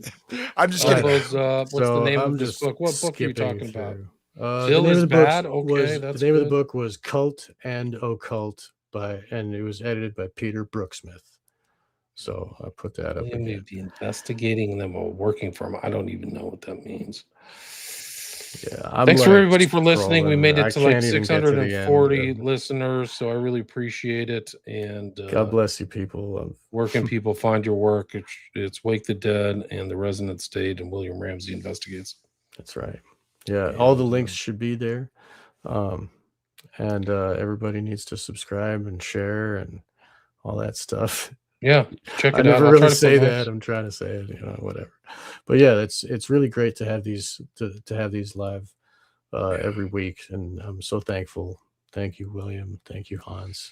Thank you. So he's been listeners. following me 2016, guys. I started in 2010. I've been in the game for 15 years. I'm ready to get out. I'm ready to retire. I just keep called back in. It's kind of like something like All right, guys. Later. All right, thank you. O'clock. Thank you.